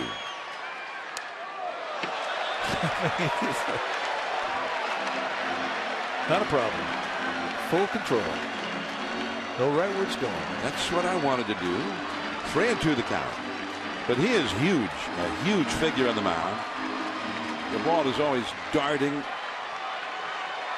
sinking, running. And sometimes he doesn't know where it's going.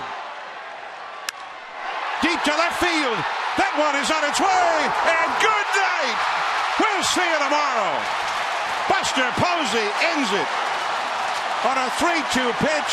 A line drive home run. A walk-off for the Giants as they beat LA.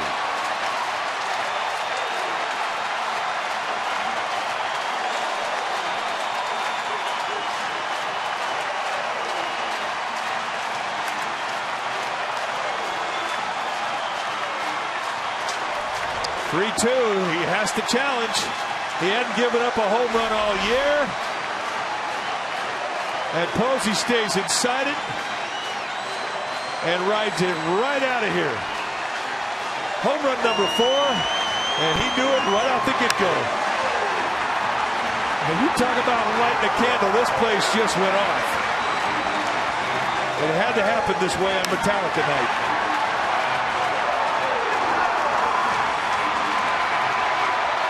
And let the celebration begin.